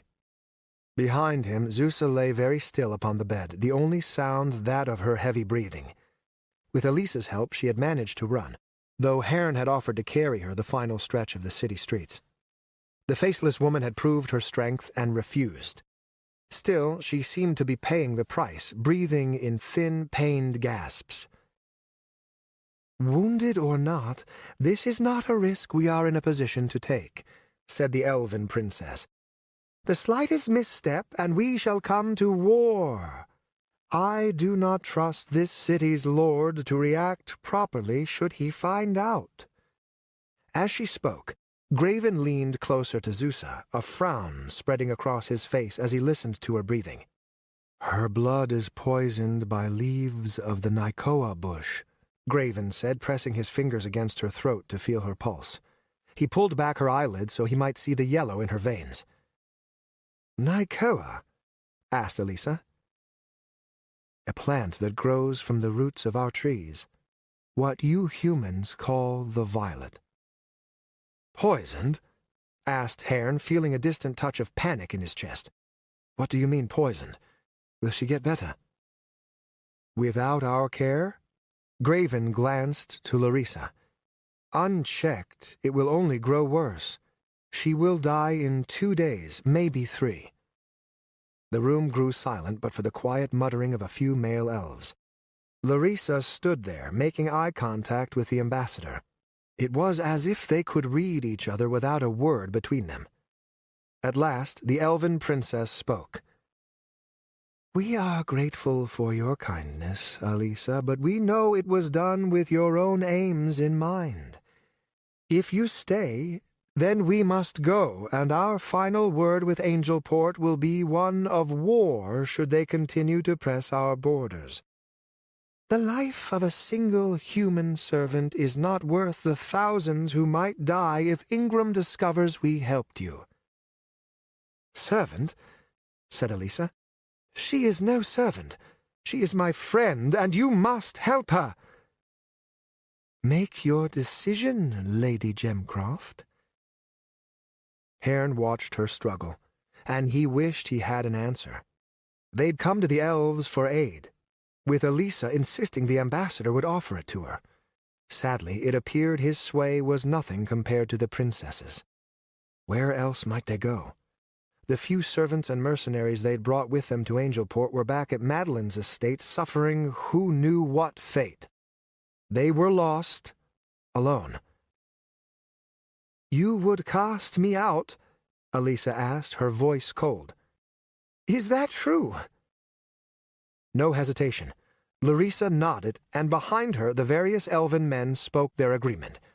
There was no hiding the hurt in Elisa's eyes. "Will you tell others of my coming here?" she asked. "Or has my friendship been mistrusted so deeply you believe I have no other motivation than greed?" "I will speak no lies," Larissa said. "To stain my honor in such a way is disgraceful. We are people of our word, Elisa. It would be best if you humans learned this." They waited, all eyes on Elisa. Haern wanted to be furious, but he was too exhausted, too distracted by the ache of his bandaged shoulder. He knelt by Zeus's bed, and he took her hand in his. It felt aflame with fever, and that heat ignited something deep inside him. Turning to the elves, he stood, and he felt the cold anger of the Watcher overcoming him. "Cowards," he said. "You use caution to mask your fear. You speak the word war to hide your inability to act. We come seeking aid, yet you turn us away to further your own ends, then throw it back in our face to justify it? Your very presence in this city means people might die. Bite the hand that once offered you aid. It is your choice. But know the wild dogs of this city can smell blood, and you won't remain hidden for long. Not from them. Not from me." "Quiet, Haern," Elisa said, glaring at him. "Is that a threat?" asked Larissa, standing perfectly still. Only her mouth moved. "Is it, Watcher?" Not unless Zeus dies from your cowardice. Enough! Elisa stepped between Haern and Larissa. I will not apologize for him, she said, and Haern was proud of how tall and regal she appeared before the elven princess. For he speaks my mind. But I know the lives at stake, and I know what Zeus would choose. I will go, and I do so in hopes you will find a way to peace and save thousands of lives. But consider me friend and ally no more. The ambassador stepped beside Larissa and began speaking in Elvish, but several others behind him shouted him down. Larissa shook her head, and the sadness in her eyes only fueled Haern's anger. Go, she said. Be safe, Lady Gemcroft. It saddens my heart knowing this is the fate all agreements between our races must one day reach. Your choice, Elisa said, shaking her head before turning to Haern. Can you carry her? Haern scooped Zusa into his arms, shifting as much of her weight onto his good shoulder as he could. The pain was intense. Well, he thought, at least all those years of training under my father's tutors will be good for something. Locking the pain into a distant corner of his mind, he forced himself to not feel it. Just an ache, he thought. Just a dull ache. I can walk, Zusa murmured. Sure you can, Haern said, chuckling. But you won't? They left the house under the cold stares of the elves. Elisa glanced back once when they exited, as if she expected someone to follow after them. But no one came. Suddenly thrust back onto the streets, Haern felt exposed, and it seemed every pair of eyes watched him as the people passed. It wasn't true, not entirely, but he was used to hiding in shadows and traveling by night. At least they wore simple clothing. As long as they could avoid guards, they might have a chance. Well, he said as Zusa wrapped her arms about his neck and shifted so he'd be more comfortable. Where do we go? Elisa looked down either direction of the street, then sighed. I haven't the faintest clue, Haern. I wish I were home. So did he. He'd give anything to have the rest of the Eschaton mercenaries there. Tarlac would have whipped up a few fireballs to convince the elves of their foolishness. Brugh would have done a fine job ranting and raving, and of course Delicia would slide in right after, ready to speak a kind word to diffuse. He blinked. I have an idea, he said. It's desperate, but it might serve for a few days until we figure something out. Lead us, then, she said. I trust you. Let's hope I'm worthy of it. When they'd first toured the city under the guise of newlyweds, he and Zusa had memorized the location of various places, generally the markets, the docks, and the homes of the merchant lords. There was one building he'd noticed, not because of its grand size, but because of how diminutive it had been. The only problem was that they'd need to pass through one of the 3 gates, which meant a cursory examination by the guards. When we're questioned, just speak the truth, he told her as they walked. Our friend is sick, and we're seeking help. Are you certain? Stop worrying, Zusa said, opening a sleepy eye. You're braver than this. Elisa flushed, then quickened her step to keep pace with Haern. They arrived at the heavy gates, 2 guards overlooking those passing by. Every now and then they'd turn someone away, usually if they were too poor to afford the bribe. They had let Haern through with hardly a glance when he'd been in his fine, borrowed clothing. Nobles could stand their ground without fear. The rest, though. Hold on up, said the heavier of the 2 guards as they tried to pass through. What's wrong with her? Sick with fever, Haern said, refusing to meet the guard's eye for long. He didn't want to seem memorable in any way. Fever? Said the other guard, wandering over. We don't need any sort of plague getting near the docks. How bad? She'll die soon, Elisa said, stepping up. You his husband, miss? Yes, Elisa said without missing a beat. Please, she's our friend. She reached into her pocket and withdrew a handful of coins. Haern inwardly winced and wasn't surprised when the guards narrowed their eyes. Every coin was gold and freshly minted. Such wealth was beyond anyone dressed in the clothes they currently wore. Please, she said, offering 3 coins to each. We are in a great hurry. The second took the gold, but the heavier one scratched at his chin. Haern felt his eyes analyzing him, and he tensed, waiting for that moment of recognition. The guard leaned toward the other and whispered something. "Don't be daft," said the other. "That ain't him." "But how could you know?" "Course I know." The second guard stared Haern straight in the eye. "He saved my life. How could I forget that face?" The heavier guard shrugged and pocketed his share of the coin. "Much appreciate the kindness," he said. "Hard work keeping these streets safe." "I can imagine," Haern said. The three continued on, then hooked a right. "Next time, a handful of coppers will suffice," Haern said when they were out of earshot. Elisa blushed. "The least I have is a few silvers." Haern rolled his eyes. "Forget it. You could never pass as a commoner anyway. You don't have the slouch." Elisa started to protest, but saw Zusa smiling amid her pain. She blushed and kept her mouth shut. They traveled down the street until Haern at last stopped them before their destination. "A temple?" Elisa asked. "They may give us sanctuary," Haern said. "At the very least, they might be able to help Zusa. She's what is most important right now." "Of course," Elisa said, sounding ashamed. "I should have thought of this sooner." They approached the entrance, a single door lacking any decorations.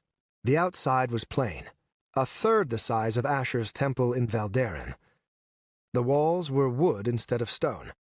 Haern wondered if Karak's temple held far greater sway and attendance, or if the people of Angelport simply had no time for gods. Neither thought was comforting. A bronze knocker was nailed to the center of the door, and Elisa rapped it twice. Within moments, the door cracked open, and a young man of 12 or 13 greeted them. "May I help you?" he asked with practiced politeness. "We seek succor," Haern said, tilting his head towards Zusa, "and our friend is in need of healing." "One moment." The door shut, and they heard a lock click from the other side. Haern began a new litany in his head, denouncing the pain he felt. Something warm trickled down his arm, and he knew his wound was bleeding through the bandage. Not much longer, he thought. He just had to hang on a little while longer. A minute later, the door swung wide, and the young man beckoned them in. "I'm sorry for the wait. Please, follow me." They entered immediately into the altar room, where benches of mismatched wood were lined before a single-stepped dais. Their host pointed to one of the benches. "Lay her down there." "Sure thing, Oh!" The young man seemed to snap out of his routine for a brief moment. "Logan, sorry." Haern noticed he'd kept something hidden from them in his arms, first at his chest when he led them in, and now at his back. Setting Zusa down, he took a quick glance when their host wasn't looking. It looked like a weapon of some sort, a metal club, perhaps. "Are you the priest here?" Elisa asked, looking around the simple room. "Me?" Logan shook his head and grinned. "No, ma'am. Noel's in charge. I just help. He's out with a family, but he'll be back soon. Please stay in here, all right?" "Sure thing," Haern said, squeezing Zeus's hand. "Might you bring us some blankets before you go?" Logan flushed. "Of course." He retreated into a single door behind the altar, returning moments later with several blankets in his arms. "I didn't know how many you'd need," he said as Elisa took them. "Thank you," she said, laying two of them across Zusa, who had begun shivering. Logan peered over her shoulder, then stepped back when he realized Haern was watching. "What's wrong with her?" he asked. "She's sick," Haern said. "Is it not obvious?" Logan nodded twice in rapid succession, then hurried into the back room after repeating that they stay there. "Nervous little kid," Haern muttered. "Be kind," Elisa said, sitting on the bench by Zusa. Gently she stroked her friend's forehead. The minutes passed in silence. Haern took a seat on a bench opposite the two women, and he held his stolen sword in both hands, gently poking the tip into the floor as a way to relieve his boredom. He hated this feeling of helplessness, hated the pain that refused to leave his shoulder, hated the blood that dripped down to his wrist before dropping to the floor. Most of all, he hated the raging desire for vengeance in his heart. It felt unwelcome in such a temple, no matter how small and plain it might be. But he wouldn't deny it. Madeline, Ingram, the elves. More than ever, he felt he understood the Wraith's desire to bring it all tumbling down. What was it he'd said? "You've walked into a house of cards." Who was in the right? Could he even trust Elisa? The door opened behind them with a loud creak, and he turned toward it. In stepped a middle-aged man, his hair long but his face shaven. He wore the white robes of his order, which stood in stark contrast to his dark skin. Seeing them there, he smiled. "I see we have guests," he said.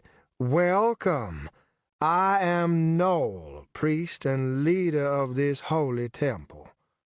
Haern stood so he could bow, while Elisa remained seated next to Zusa, still holding the faceless woman's hand. From the back, the door opened, and Logan hurried out. "Have you made our guests feel comfortable?" Noel asked the young man. "We've been treated well," Haern said, answering for him. "Though I feared Logan might strike us with a club at any moment." Logan blushed and kicked his feet. "It's just... you know... robbers. We have had many come claiming they seek forgiveness, only to instead steal every last copper," Noel said.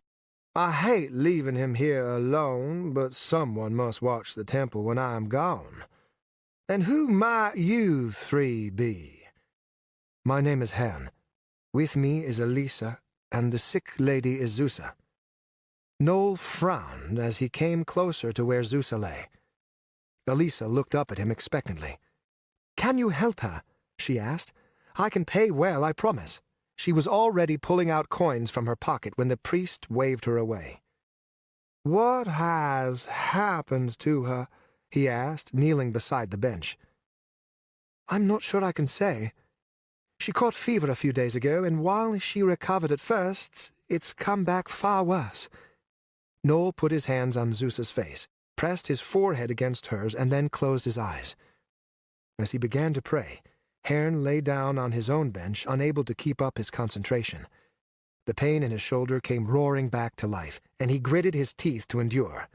Meanwhile, white light flashed around the priest's hands, then vanished. "I've seen this before," he said, standing, "though never quite this extreme. Does she chew crim leaf?" "No," Elisa said. "Why?" "Because that's what this reminds me of. Sometimes people try far too much at once, and it gets into them like a disease. Usually it only makes them sick for a day or two as it passes from their bodies, but this—" "The violet," Elisa said. "It must be that." "Violet?" "Similar to crimleaf, only far stronger. I can't explain much more than that, priest." Noel shrugged. "I will do what I can. Logan, help me carry her into my room. She deserves a better bed than this hard bench." Elisa slid aside so they might take Zusa. She watched them go, worry evident in her eyes. Haern eyed her from upon his back, feeling incredibly tired. "You love her, don't you?" he asked. "Like a sister. Perhaps more." "I wouldn't know what that's like. I had only one brother, and I didn't know him well." She glanced his way. "What happened to him?" Haern smiled even as the sadness and shame of it stung him. "I killed him at my father's request. I haven't thought about him in years." Elisa didn't seem to know what to say. She stared at the door behind which Zusa had vanished. Wringing her hands, she settled into the bench and pulled a blanket over her. "I did the right thing, didn't I?" she asked. letting the elves stay. You ask the wrong person, Haern said, closing his eyes. I'm still in the dark. Why were you helping them? What do they have to do with you? And just what is this violet? Elisa sighed. Laurie Keenan's wealth has faded, so his only real source of wealth comes from his domination of the crimleaf trade that grows in the fertile plains of the Remir. But recently we heard rumors of this new leaf, which the merchant lords were calling the violet. Everyone said the same thing, and after Zusa stole me some, I tried it myself to confirm it. The leaf is 100 times more potent than crimleaf.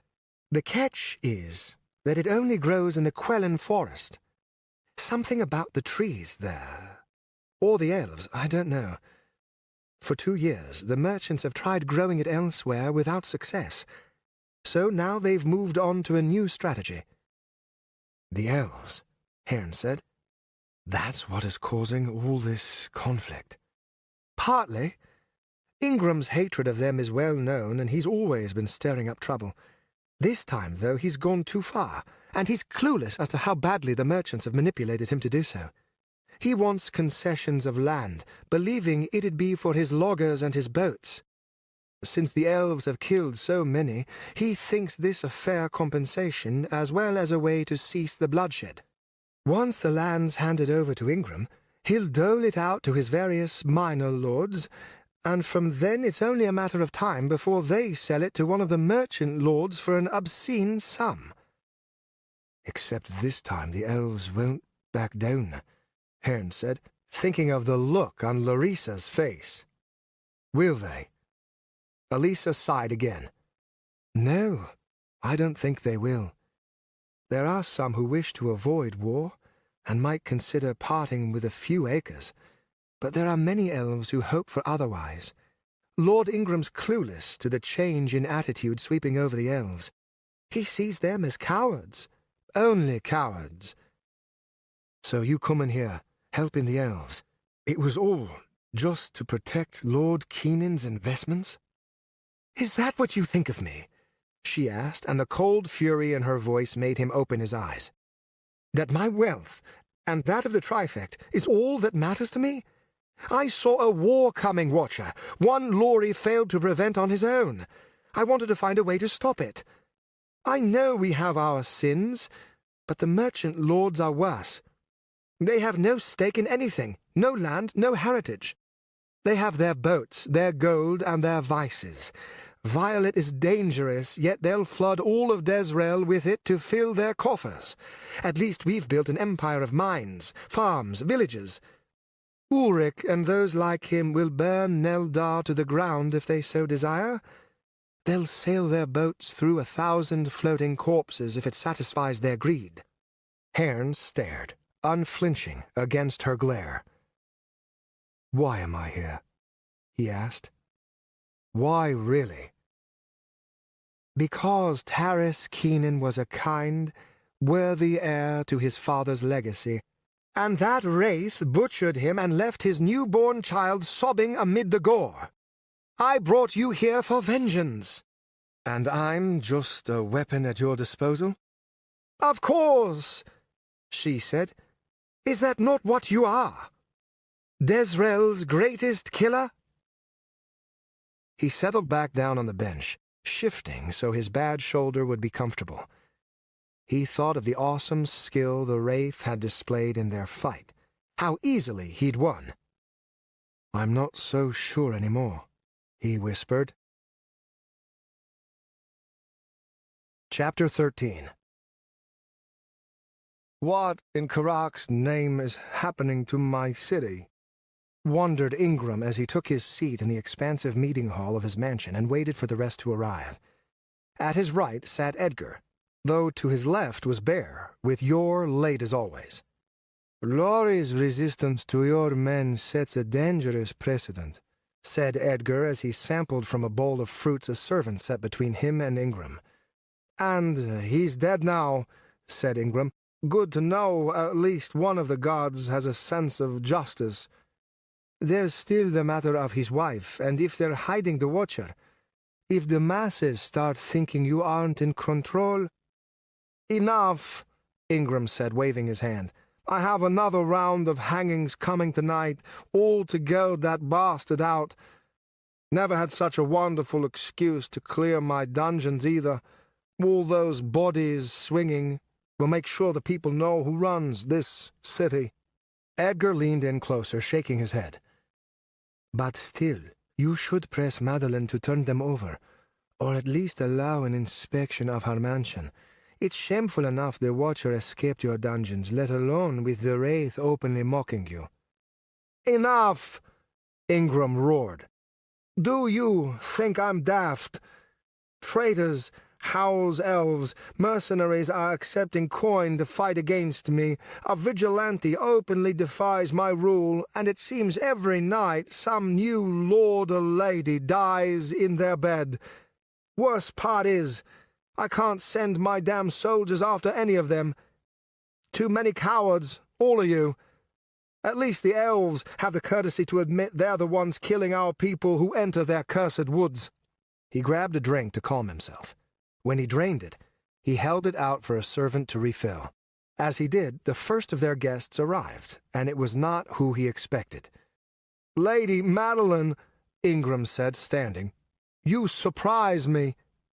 Madeline lowered her head in greeting. She wore dark mourning clothes, but her face was uncovered and even sported a hint of rouge. Her long ponytail was wrapped about her neck, as if it were a collection of necklaces. Escorting her was a large mercenary, enormously muscled and with a great sword on his back. There will be time to grieve, but not now, she said, taking a seat. The mercenary remained standing behind her.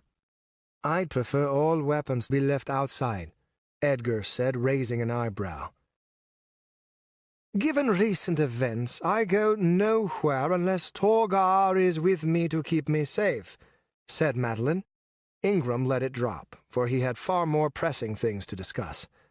I'm more surprised you would come, given your aggressive stance toward my investigation, he said, taking a seat. A regrettable event, I assure you. Indeed, that is one reason why I must speak with you.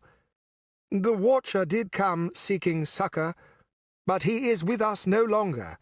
Elisa Gemcroft is the one who brought him from Veldaren, and it was her mercenary who freed him from your prison. Is that so? Ingram asked, feeling his heart race. A leader of the Trifect blatantly helping a wanted criminal? Could he have any better excuse to take those egotistical bastards down a peg?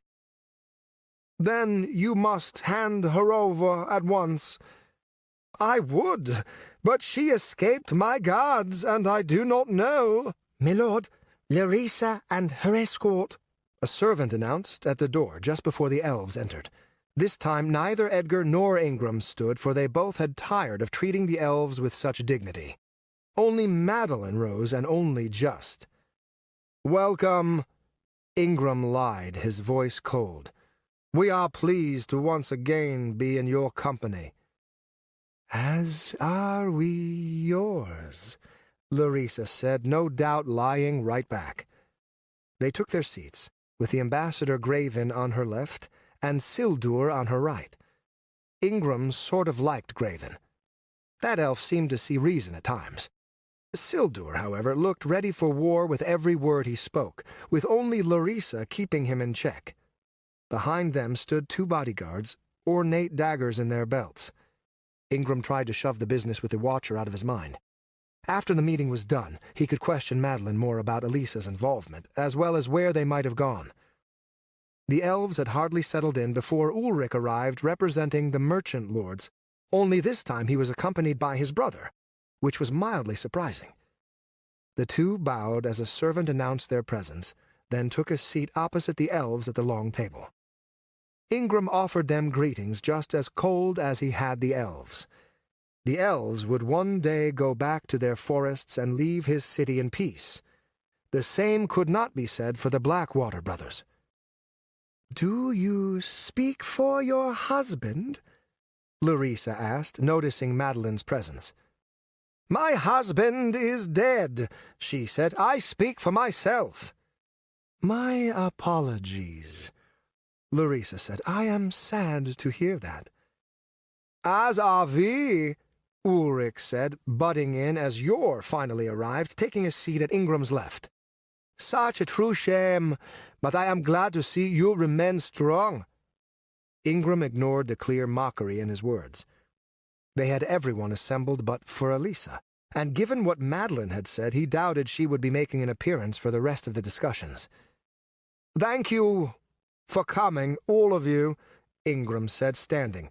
The rest fell silent.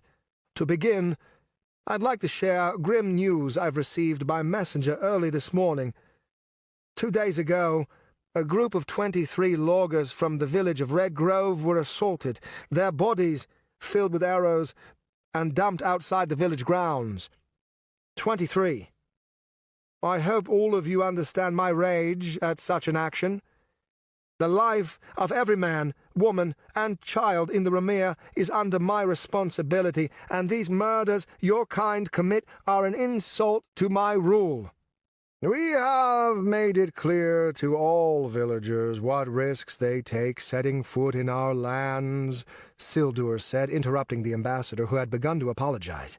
If what you say is true, then those humans have no one but themselves to blame. Yes, only themselves to blame for the arrows stuck in their sides, which I'm sure shot all on their own, Edgar said with a dramatic rolling of his eyes. That lumber is the only means to their survival, after all. So without it, they may as well take their own lives. You act as if we are butchers, Graven said. We are a sovereign nation and may seal our borders if we so wish. You humans have done this before. Only in times of war, Yor said, his words casting a dark pall across the table. We have not come here for that reason, Larissa said, straightening in her seat. We wish to avoid such a conflict, otherwise we would have remained in Quellasar. It is not our goal to cause strife or unrest within your city. Before any could continue, Ulrich burst into laughter, so absurd and out of place that everyone stopped to stare. Not your goal to cause unrest? Ulrich asked, a huge grin across his face. My, that sounds amusing, especially with you protecting a wanted murderer. Every elf froze as if they'd been struck. Ingram's jaw dropped, and it took a moment before he could compose himself. What do you mean? He asked. Explain yourself. Saw it with my own eyes, Ulrich said, leaning back in his chair, looking incredibly smug. That watcher you were going to hang? He and Elisa fled to the elves, and to my eyes it sure looked like they were welcome guests. Panic and anger swirled inside Ingram. If the accusation were true, they all deserved punishment, and he'd have no choice if he wished to save face. But that meant war. A war they could not hope to win without rapid, extensive aid from the king. Why would elves help Elisa? Asked Edgar, since it seemed the elves would offer nothing on the matter unless prodded. Because she's the one who provided them a place to stay in the city, Madeline said. I know, for it was a secret of my husband's. That appeared to be the final nail, and all eyes turned to Larissa. She looked to be holding back her fury, her crystalline face starting to crack. Well? Ingram asked. Care to explain yourself? What you say is true, the elven princess said. But we gave her no aid, for we did not wish to risk your wrath. We turned her away. Where she is now, we do not know. Turned her away? Madeline asked. She must have been furious. Larissa glanced her way, then nodded. Ulrich clapped, as if thoroughly amused by the performance. Excellent! Excellent! He said. I hope you don't begrudge us for doubting your word, though, especially with possible imprisonment at risk. That is why we have taken appropriate measures. Ingram felt his heart skip a beat. Ulrich's brother Stern crossed his arms and leaned back as if telling a story before a fire. "As of now," said Stern, speaking directly to Larissa, "over 100 men loyal to myself, and therefore loyal to Angelport, have surrounded the various homes and rooms Elisa prepared for your stay. They have no orders to kill and will strike only in defense. All they want to do is search your residences for Elisa and this watcher. Surely your fellow elves won't object?" Larissa's lower lip quivered as she spoke. "I do not believe they will take kindly to such an intrusion." "A shame," said Stern. "Any confrontation could be taken poorly, especially given Angelport's current climate toward your kind. This matter of Elisa and the Watcher does not concern your kind in any way. Surely elves will not interfere with the affairs of men as they search the premises for a fugitive sentenced to execution?" Ingram gripped the table to steady himself, and it took all of his self-control to fight down his temper. He knew he was staring war in the face, and the damn merchant lords had provoked it beautifully. Worst of all, he couldn't contradict their actions. Otherwise he would appear weak before the people, and the merchants the strong ones willing to act. Everyone was conspiring against him. He just wanted a few acres of land for his villagers to cut down without fear of retaliation, as well as give the elves a little deserved humiliation. Was that really so terrible? "I feel this discussion is at an end," Larissa said, her entourage standing. "We shall return to our borrowed homes and check upon the safety of our kin." "I would beware the streets," Ulrich said as they turned to leave. "I fear they aren't a safe place right now. For anyone." Sildur tapped the hilt of his sword. "We do not walk in fear," he said. Without a bow or word of leaving, they exited the room to the sound of Ulrich's mocking laughter. When the door closed, Ingram turned to the Blackwater brothers and slammed his fists against the table. "Have you lost your minds?" he roared. "You have always been intolerant of their meddling," Stern said. "Yet now, when they harbor a murderer who threatened your life, you go soft? Have you forgotten how the Watcher snuck into your very room with death on his mind? The elves are protecting him. We all know that. That protection could be seen as a deliberate approval of his attempt, if not an act of war. Speaking of which..." The two brothers stood and they bowed low. "We should see how things have progressed. I'm sure the searches went peacefully, of course. It's not like the elves want conflict." "Of course not," Ulrich said with a wink as they left. Ingram caught Madeline whispering to her giant mercenary Torgar, and then she, too, stood. "There will be no compromise made until we know how this day ends," she said, curtsying, "and if what Ulrich says is true, I would like to be in the safety of my home before the streets turn dangerous." With her gone, that left just Ingram and his two lords. He looked to them both, then shook his head. "What just happened?" he asked. "To put it mildly," Edgar said, leaning back in his chair and chuckling. "We're fucked." "There's still a chance this might blow over," Yor cautioned. "It won't," insisted Edgar. Ingram shook his head. He'd had enough. "Both of you, send out riders. I want every soldier of yours you can muster brought into the city. Claim it's for quelling the riots." "Are you sure there are riots?" asked Yor. In answer, Ingram led them from the room and to the front doors of his mansion. From the steps, they overlooked the city. Already smoke billowed from two different districts. "Yes," he said, "I'm sure." Larissa hated the ugly layout of the city. There was nothing beautiful to it, nothing natural. They built their straight roads and their square box homes and stamped out every bit of life that might grow in the cracks. It was only if she climbed to the rooftops could she even see the stars, all because of their torches and lamps. More than ever she yearned for the forest, especially as her company descended the hill Lord Ingram's mansion was built upon. Below, the city seemed angry and vile. Every pair of eyes that looked upon them burned with hatred. They were only 5, all armed, including Larissa. She feared no ruffian or drunkard striking her. Humans were only frightening if in great numbers, and even then the people so far had only flung stones from hiding. Such cowardice. Larissa preferred the company of wild dogs to the people of Angelport. At least they would bare their teeth and fight a creature that frightened them. Perhaps we should stay here in the mansion until things calm down, Graven suggested, but Larissa would have none of it. "That man is a swine dressed in silk," she said. "I will not stay under his roof, nor will I fear his streets. We must see what fate has befallen our friends.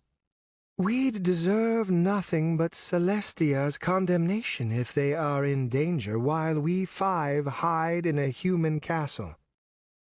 At first, things seemed somewhat calm, the people of the city no more hostile than normal. If not for a hint of distant smoke blotting the sky, she might have thought the 2 Blackwater brothers lying. It was only when they reached the first gate that they saw the results of a riot. Loud screams and chanting came from down the street, and the gathered guards peered from underneath their helmets with frightened eyes. A group of low-born humans were there with them, whether watching or waiting she didn't know. "You picked a bad time," one of the guards said to Larissa as they pushed through the commoners. "I'd turn back, milady." "What is going on?" Graven asked. "What's it look like? Something sparked a riot up north, and it's spreading like wildfire. Seen at least 2 squads head down that way, and they ain't come back. We've confined it at the gates, so far as I know. You go in there with them, though, you're likely to get hit." "Let them try," Sildur said. He drew his sword, which only deepened the guard's frown. "Naked steel ain't a good idea. You don't want this crowd smelling blood, sir. Trust me on that. Go back to my Lord Ingram's mansion where you'll be safe." "We cannot stand idly by while a mob rips apart our brethren," Larissa said. "Let us through." "And may Celestia watch over us all," Graven said to himself as the soldiers parted, and they entered the strangely empty streets. It seemed those not intent on burning or breaking were in hiding. With Sildur leading the way, they traveled toward their home. A boy ran past them, blood dripping from his nose. They passed a 2-story building, its windows billowing smoke. Broken doors marred several shops. A group of 3 ran toward them, saw their approach, and cut down an alley. All 3 held torches. Larissa could only wonder at the twisted logic of humans. Furious at their situation and at perceived damage done to their own kind many miles away, why did they then turn it on their own homes, their shops and walls? Still, it was better that than turning it on her own kind as far as she was concerned. "Perhaps we were wrong to seek a way to reason with men such as these," Graven said, and coming from him it was a harsh condemnation. The ambassador seemed to be one of the few Quellan elves not eager for war. As they walked past a slumped guard, his face beaten to a pulp, she felt certain even Graven's hope for peace would reach its end. The shouting grew louder, and then from another alley came a large gang. Only a few wielded weapons, the others lifting their fists or waving torches. Larissa's hand fell to the ornate dagger belted to her waist as all around her the rest reached for their weapons. "Murderers!" one shouted, and many others took up the chant. "Heathens! Go home! Go home!" There were about 15 of them, not enough to inspire any real bravery. When the 5 elves neared, the humans gave way, splitting so they were on either side. They cursed and hollered, turning their faces red, but she ignored their threats. They were mere products of ignorance and poverty. What could they say that would possibly mean anything to her? The rest of the elves lifted their weapons, easily keeping them at bay. "We've still a ways to go," Graven said as they made it past, the group lingering like a shadow. "Then we should make haste," Larissa said. Come the next block, they encountered the true mob, and for the first time Larissa felt fear. At least 100 of them gathered together, the air above them thick with the smoke of torches. They cheered and shouted as 7 or 8 tore down the door to a home. She couldn't begin to guess the reason why, though by what they cried, she worried one of her friends was hiding inside. Those near the edge first saw Larissa and her escort, and word spread within seconds. The mob turned toward them, and they screamed for blood. "Show no fear," Larissa said. "Don't stop moving, no matter what," Sildur ordered. The mob surrounded them as they made their way to its very center. Once the elves were totally enclosed, lost in a cacophony of hate and screams, the first dared strike. He wielded no weapon, just a young man throwing a punch. Sildur ducked beneath, then with practiced precision cut off the man's fingers. As the blood spilled and the severed digits fell to the street, the rest howled with near-mindless fury. "Cut through!" Larissa cried in Elvish. The surprise of their attack was the only thing that kept the elves alive. They lunged at the front group, tearing through them with ease, for they lacked weapons and armor. Her 2 bodyguards protected their rear, their long swords moving with dizzying speed. Larissa ran, for as the bodies began to fall and shrieks of pain filled the air, most of the mob fled in fear. However, there were many who wanted blood, and they rushed on with mad abandon.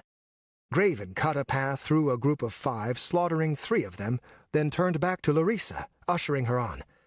Before she could follow, the gap closed, over 30 angry men rushing at her, thinking her helpless. With her dagger, she could kill any lone human, but they were not alone. She stabbed anyway, killing the first to near, but the rest pressed on. Fists crashed against her face and chest. With no other recourse, she fled the other direction. It, too, was blocked. Amid a pile of corpses, Sildur battled back to back with one of her bodyguards. The numbers seemed endless, and as she watched, a man impaled himself on Sildur's blade. With his weapon immobilized, Sildur was helpless before the many others who leaped atop him. Beside her she saw an alley, and she ran, wishing she could banish from her mind the sight of Sildur's face crunching inward as a heavy human smashed it with his heel. 3 men moved to stop her, but she twirled, her dress a startling display of emeralds and blood. With them unable to match her speed, she cut the throat of the one closest, slipped past the other 2, and fled as fast as her legs could carry her. The sound of the mob faded behind her, and if any chased, they could not keep up. Not caring which direction she ran, Larissa continued on. More than anything, she wanted out of the city, to go home as the people of Angelport desired. The city was a sickbed of hatred, wrath, and ignorance. If she had her way, she'd burn it to the ground, and if Celestia was willing, the humans would accomplish that for her before the day's end. When the sound of chaos was in the distance, she slowed to catch her breath. Tears trickled down her cheeks, but she refused to let grief overcome her. Sildur, Graven, her friends, all had lived for hundreds of years, and this was how it would end for them? "Damn you, humans," Larissa whispered, wiping a tear from her face. "Damn you to the abyss your gods created." Something hard struck the back of her head, and she let out a gasp as she fell. She caught herself, but then a hand grabbed her hair and rammed her forehead into the dirt. Her vision full of stars, she retched uncontrollably. Her limbs feeling numb, she tried to roll over, but a heavy weight pinned her to the ground. Something passed over her face, a cloth or bag of some sort. The air was hot in her lungs, and she could not see. Fists rained down on her, and she tried to cry out against the abuse. Each time she did, her assailant struck harder. As if from a distant place, she struggled. She screamed. "This is what happens when you turn on your friends," her attacker whispered in her ear. Fierce pain pierced her side, and she felt warmth pooling beneath her as she bled. Her attacker left, and despite his weight no longer atop her, she could not move. Her arms and legs refused to cooperate. Her breathing grew shallow as whatever was wrapped about her head suffocated her. Time passed, and she could only weep. Someone touched her shoulder, and she screamed. but it was not her attacker returning as she'd feared. Off came the hood over her face, and squinting, she saw Graven kneeling over her, his fine clothing covered with blood. "Stay calm," he said, pressing his hands over the wound in her side. "Breathe slow. I won't let you die. Now stay with me." She nodded as her whole body began to tremble. Her head lolled to one side, and there she saw it, drawn in her own blood. It meant nothing to her, but she would never forget it. Staring, mocking, the signature of her attacker. An open eye. Chapter 14. Rain fell upon the city of Angelport, and from the roof of the temple Haern watched. The water soaked through his clothes, and it dripped from his hair. The thick clouds gave the appearance of night, and the darkness was a comfort. As thunder rumbled, he wondered if the rain might wash away the violence of the past 3 days. He'd watched the riots spread, but he'd done nothing to stop them. It had filled him with disgust, sure. But against those masses, what was he to do? Slaughter them all? The casualties to the elves had been catastrophic, at least 10 dead from what he'd heard. Most damning were the rumors of what had befallen the elven princess Larissa. For a little while, many had believed her dead. Only yesterday had the talk of the taverns claimed she'd survived. It didn't take much thought to know where it was all heading. The rioters justified their actions with the hundreds of deaths inflicted by elven arrows, but that wouldn't matter. Unless something changed drastically, war would break out between humans and elves. Lightning flashed, and as its brilliance lit up the port, Haern wondered if perhaps the Wraith was right, that the world would be better if the rain swept them all into the ocean. The loud ringing of a bell drew his attention south. The city guard had begun marching patrols with bronze bells to emphasize their presence and draw attention to their proclamations. Half the time it was to alert the city to new hangings. Lord Ingram had been filling the gallows night and day, both to subdue the city and show the elves his disapproval of the attacks. Neither seemed to be working. But as the patrol passed, he heard something that struck him as strange, so much that he snuck down to the streets and followed. Gold bounty. They called for all interested to head to the square, and Haern diverted his path. At the gallows, a handful of men gathered, and by their dress Haern guessed them various mercenaries and a few curious peasants eager to share what they'd heard with their friends over drinks. A messenger stood on the wood platform, looking thoroughly miserable in the rain. He kept a sealed scroll underneath his cloak, protecting it best he could. "Any word what this is about?" Haern asked, sliding up to one of the regular folk. "They ain't said yet," the man answered, scratching at his neck. "But sounds like the reward's plenty, so it's got to be big, right?" So it'd seem. They'd set up 2 torches burning on either side of the raised platform, and both flickered and died as a sudden gale blew through them. The messenger cursed, barely holding on to the scroll. Looking like he'd had enough, he opened it and began hollering at the top of his lungs. "Having been given sufficient proof, my Lord Ingram Merband declares Alisa Gemcroft an enemy of both the elves and Angelport, having been responsible for the grievous attack on Larissa Sinistel of Quelazar. A reward of 20 acres of Ingram's land, to be done with as he or she would please, will be given to whoever brings Alisa to the city guard. No reward shall be given if she is dead. Another 10 acres of land is offered for the man known as the Watcher, who made an attempt on our Lord Ingram's life and carried out the attack upon Larissa Sinistel. Reward will still be given if brought his corpse. So orders our Lord of the city, may the gods protect his name." Haern's jaw fell open as the news spread like lightning through the crowd. What madness was this? Fading away into the dark alleys, he ran back to the temple. Logan was waiting for him at the door, letting him in and handing him a dry cloak to wrap about his body. "The rain letting up?" the young man asked. "Doesn't look like it," Haern said, looking for and finding Alisa sitting on a bench at the very front.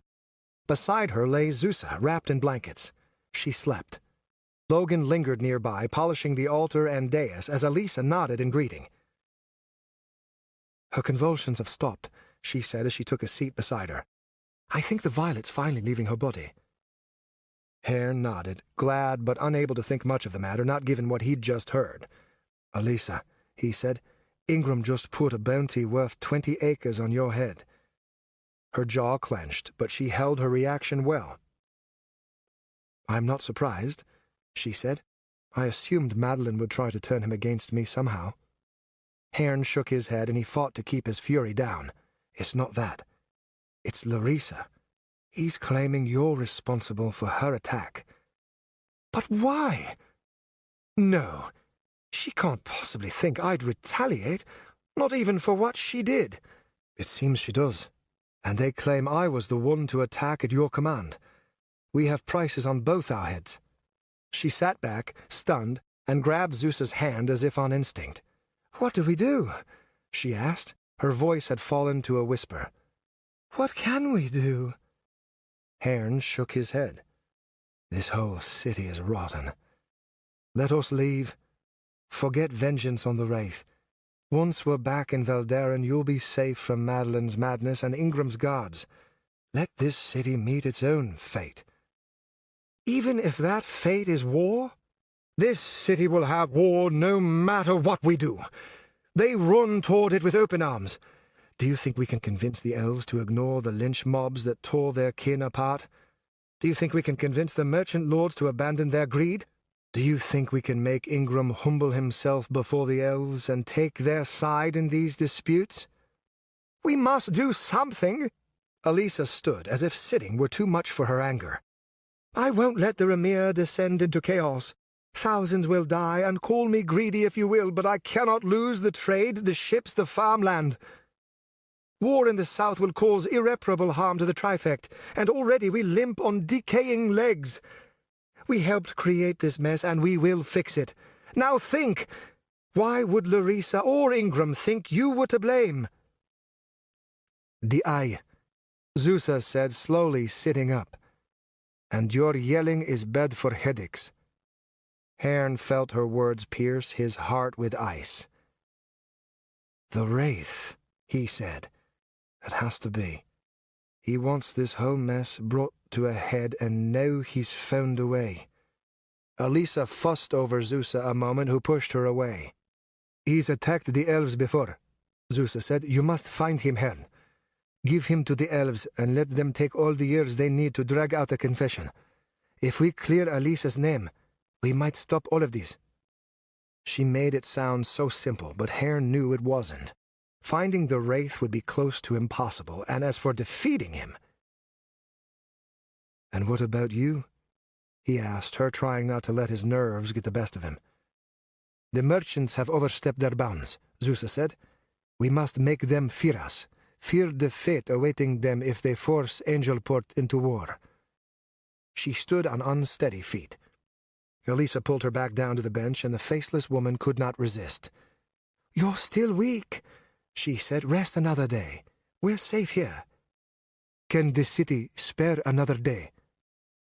Haern frowned, and he swung his arm in a circle.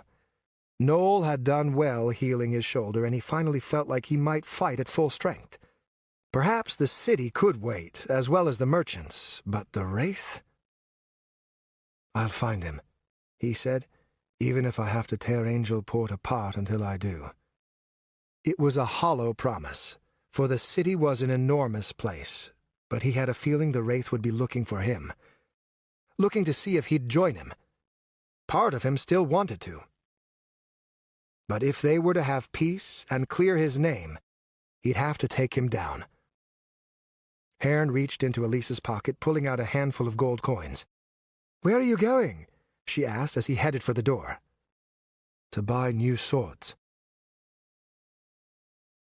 Ambassador Graven waited outside the city, in the same spot where Erevan had been killed. It only seemed appropriate. No tents this time, just a small fire to show his position. The rain had stopped, but thick clouds remained, convincing the elf it was a brief but welcome respite. Hour after hour came and went, and patient as ever, He let them pass, until at last his guest joined him at the fire. "Greetings, Scoutmaster," Graven said, bowing. "Where is your magnificent horse?" "I feared Sanoan would attract too much attention," the other elf said, and he bowed low to show his respect. His hair was brown and long, carefully cut and braided so it would not disrupt his vision. His clothes were a camouflaged mix of greens and browns. When he walked, he made not a sound, and it seemed even the grass hardly noticed his passing. He was Deiradon, scoutmaster of the Quellan elves and one of their greatest trackers. Hanging from his back was an enormous bow with which his skill was legendary. "I'm glad you've come," Graven said. "The city has grown violent as of late, and I have need of your skills." "So I have heard. Where is Larissa now?" "We've smuggled her out of the city for her own safety. Saradon has ordered her to return to Quelazar, as is best. I will remain in charge of our negotiations, which brings me to why I need you." They both sat opposite each other by the fire on beds of grass Graven had carefully dried out with a burning branch during the lengthy wait. He offered Deiradon a buttered piece of bread, but the other elf rejected it. "I am not much for human food," he said. "It's grown on me." Deiradon looked to the city in the distance, his sharp eyes easily seeing 100 details even Graven could not. "I am not alone in my arrival," he said. "Many more of our kind have come, and it takes little to guess their intentions. Already we infiltrate the city. By week's end we'll have 200 elves in disguise among their ranks, if not twice that. The response has been overwhelming." "Which is why I summoned you," Graven said, setting aside his food without taking a bite, despite what he'd said about human food. "My position is to speak for our kind, who are united in their desire for war. I have done my best, but since Larissa's attack, I fear to utter even a word of peace, lest I find myself reprimanded." "Then why summon me?" "Because you aren't like the rest of our kin. You have spent a century in the wild, amid orcs, wolves, and humans. If there is anyone who has seen the world for what it is, who I feel I can rely on in this matter, it is you." Deiradon crossed his arms. "I am no friend of man, despite my efforts. But a war against Angelport is folly. We should be above revenge and pride, yet that is what drives so many of our kind into their city. If I can help prevent such madness, tell me and I will do what I can." Graven smiled. "Despite his bluster, I don't think Lord Ingram actually seeks war. He's a coward, and his fear and ignorance of us is truly impressive. He's done what he can to appease us, and placed a large bounty on those he believes responsible as a way of showing he was uninvolved. I, however, have little faith in his bounties or his soldiers. No, I trust you, Deiradon. If you hunt down the ones responsible for the attack on Larissa and prove they acted on their own, we might have a chance. I'll still need to deal with the merchant lords, but I think Ingram has begun to fear their influence as much as ours.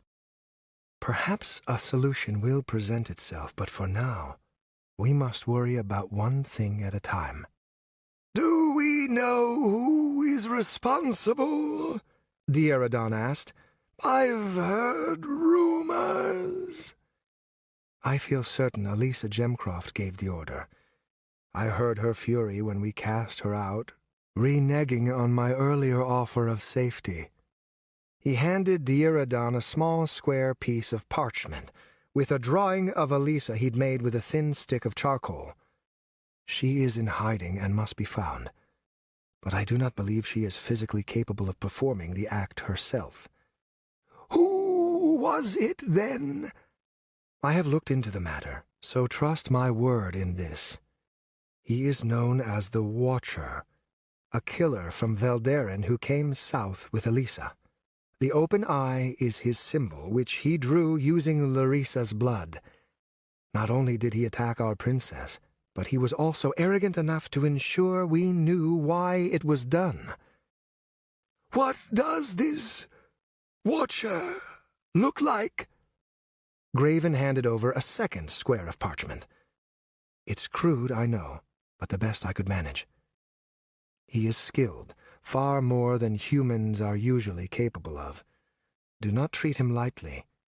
I wonder how great a match he would be against you." "How will I find him?" Dieradon asked, tucking both drawings into a pouch at his belt. "If you find Elisa, you will find him. He seems protective of her, perhaps because she has hired him, perhaps because they are lovers. It is little matter. With Elisa found, he will come for her if he is not with her already." "I will do what I can, though I must travel in disguise, and that will slow things down." "Make haste," Graven said, standing. "Remember, everything I do for Quelazar. We must not relinquish the slightest scrap of land to the humans. I understand that now. Once given a taste of power, they become addicted to it and will never stop clawing for more. But neither can we let a war begin that we are not prepared to win." "It might not be within our power to stop." Graven's eyes twinkled, and he smiled in the absence of starlight. "Within the land of humans, Dieradon, everything is possible. These events are ours to control. Bring me Elisa and the Watcher, and I will do the rest." Dieradon nodded, and he turned once more to the city. "I may have to kill to succeed," he said. "Our cause is just. Celestia will understand and give you her blessing. The few you kill outnumber the thousands you save. Remember, if you see our brethren in disguise, keep your task to yourself. Their minds are set, and they will not appreciate any attempt toward peace." "I understand. Go in peace, Ambassador, and may Celestia watch over you." "And you as well." Dieradon scattered the fire with his foot, then headed for the city. Graven watched him go, for a moment doubting the wisdom of sending the scoutmaster after the Watcher. In the end, he shrugged and decided it was worth the risk. Chapter 15. Dejected, Haern returned to the temple just before the break of dawn. He'd scoured the city, twice interrupting an attempted theft and once a rape, always careful to wound without killing. Still no sign of the wraith, despite the possible attention. At least the rain had subsided and no riots had broken out, which was a blessed relief. As he walked to the door, it opened, and Logan startled for a moment, finding him standing there so close. "Heading out?" Haern asked. "Errands," Logan said, hurrying away. Inside, he found Elisa still asleep on one of the benches, wrapped in a cocoon of blankets. Zusa sat beside her, and she nodded in greeting. Haern nodded back, and as he sat, Noel appeared from his room. "Finally back?" the priest asked. "I am," Haern said, keeping his voice low so he wouldn't wake Elisa. "Though I have little to show for a night's rest wasted." "Come, use my bed then," said Noel. "It is softer than the benches, and I have no need of it." Haern didn't want to be a bother, given the kindness the priest had shown them over the past few days. Still, the benches were hardly comfortable, even with the padding of blankets. He removed his sword belt, pulled back his hood, and followed. The priest's room was small and bare, but it had a bed, and Haern sat on its side. The mattress was stuffed with feathers, and it felt divine after hours hunched over the side of buildings, watching and waiting. "I'm sorry it isn't much," Noel said, tidying up his small desk and rolling up various scrolls. "You must be used to better, having come from Veldaren. Have you seen the temple there? Haern laid his swords down in a corner, then set his newly purchased cloak atop them. A few times, he said, kicking off his boots. It is a fine building. Fine? Noel chuckled. Fine does not do it justice. Great pillars, walls carved of marble from distant quarries. I hear they've begun coloring their windows so that the light swirls like a rainbow as it enters the temple.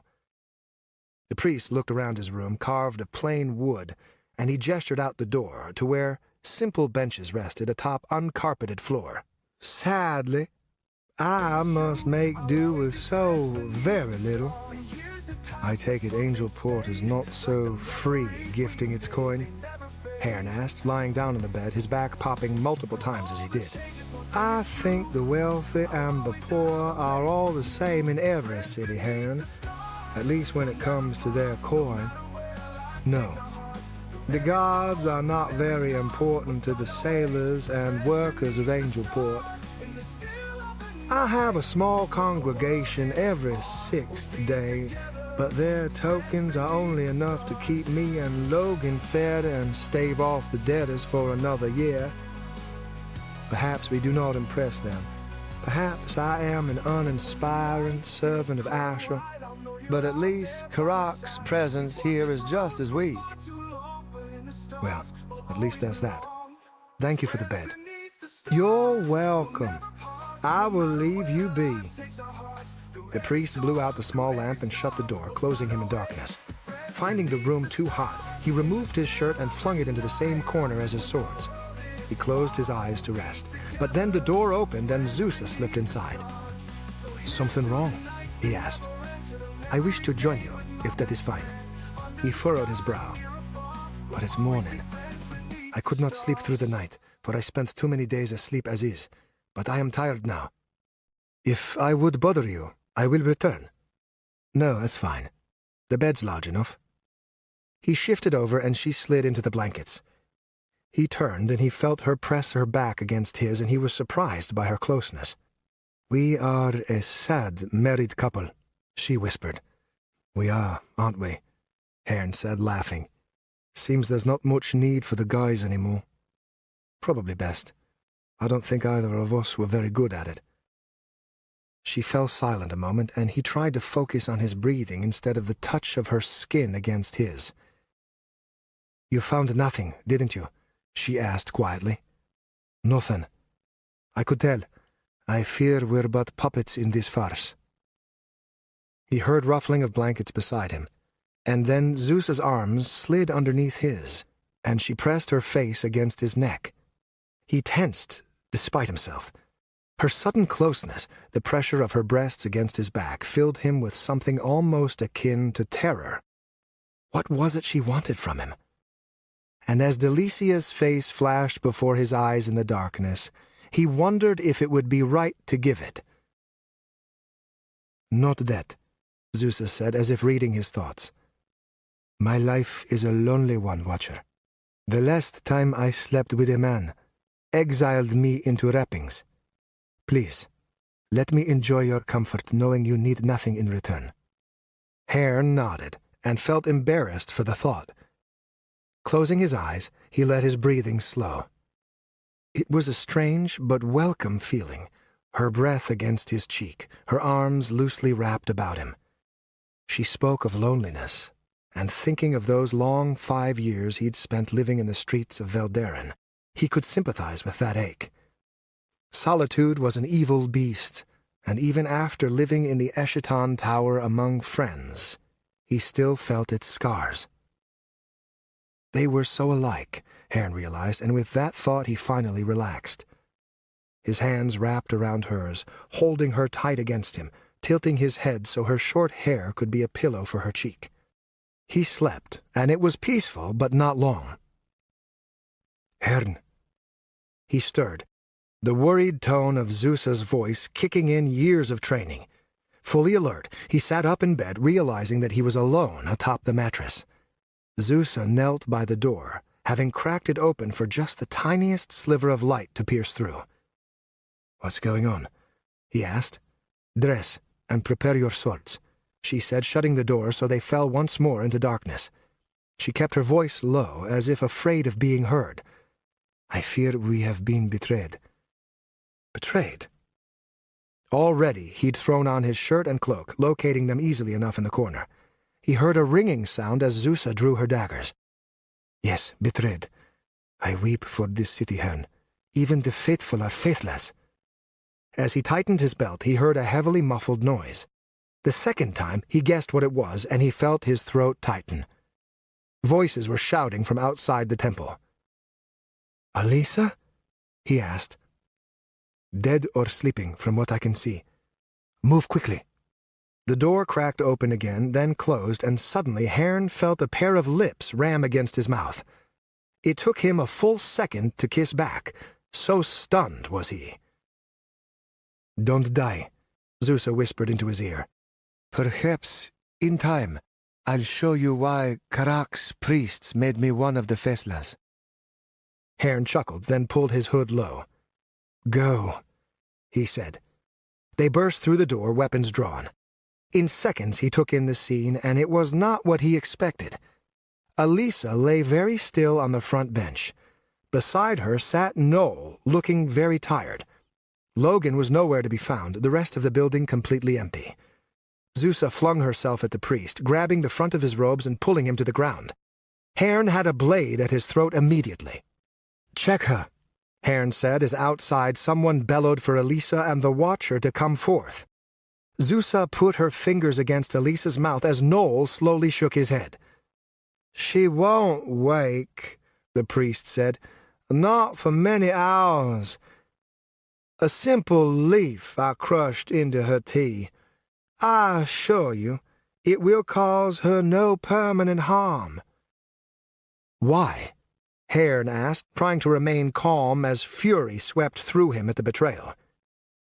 "You wouldn't understand," Noel said, remaining calm despite the weapon pressed against his neck. "I do this for Asher, and only for him." Behind him, Zusa shook and slapped Alisa, but the woman would not wake. Haern's knuckles turned white as he clutched the hilt of his saber. He thought of Robert Haern, his mentor, giving his life to protect a young Aaron Fellhorn from the wrath of his father. To compare the two seemed foul, yet Noel was a priest, a holy man, while Robert had been just Robert. And yet that old man had been so much stronger, so much braver. "The temple's surrounded," Noel said softly, interrupting Haern's thoughts. "They won't enter out of respect, at least for now. Turn yourselves in. Spare us all the bloodshed. If you are innocent and your heart pure, you have nothing to fear, for even in death you will go to Asher's golden eternity." "What reason do you truly sell us for?" Zusa asked, finally setting Alisa back down on the bench. "Money? Respect? You are a disgrace." "I do what must be done." Haern shook his head. "I've seen a man give his life to protect others, and it never had to be done," he said, pulling back his saber. "I'm the one who must kill. I'm the one who wraps his hands in death. That is my lot, my sin, and if Asher turns me away at his gates, then so be it. But I would never betray a man or woman I offered succor to, then claim it an act of faith. Damn you, Noel. Are you so blind?" He gave him no chance to answer, for he didn't want to hear it. He slammed the priest's head with the hilt of his saber hard enough to knock him out, then let him drop to the floor. That done, he looked to Zusa, and he had no answers for her worried stare. "We cannot take her," she said. "Not if we hope to escape." "We can still try," he insisted. "Dying will not help Alisa." "Then what, Zusa? What?" Again the soldiers cried for them to come out, but this time it was all of them, not just the one. Their voices were like thunder shaking the walls. There had to be at least 100 out there. They could not fight them off, especially trying to carry Alisa's unconscious body. Nor would any stand at the doors succeed, not against that many. They had no options, no obvious choice. Either they died or they left Elisa to her fate, and neither possibility was something Haern would willingly embrace. He could not leave her there to suffer for a crime he knew she had not committed. "What do we do?" he asked her again, feeling so helpless. "We live," Zusa said softly. "We continue on, and in doing so, rescue her on our terms." "You'd have us run? Have us wait?" He shook his head. "You said we should do the same before, and because of it I watched children hang. I can't do it again. I'd rather fight and die knowing I was not a coward." "How could you even suggest leaving her?" Zeus's hand gently brushed Elisa's face, but the softness of her movements there did not touch her voice, nor the fierce glare she gave Haern. "Damn you, don't you see? Leaving her will be the hardest thing I have ever done, and I will still do so because I am no fool. I rescued you from your prison. I can rescue her. Now, will you stay, or will you come with me?" Haern looked to Elisa, and more than ever he hated the city of Angelport. "Lead on," he said, the words nearly catching in his throat. "Don't stop moving," Zusa said, facing one of the slender windows, the milky glass preventing them from seeing anything outside but a yellow haze of light.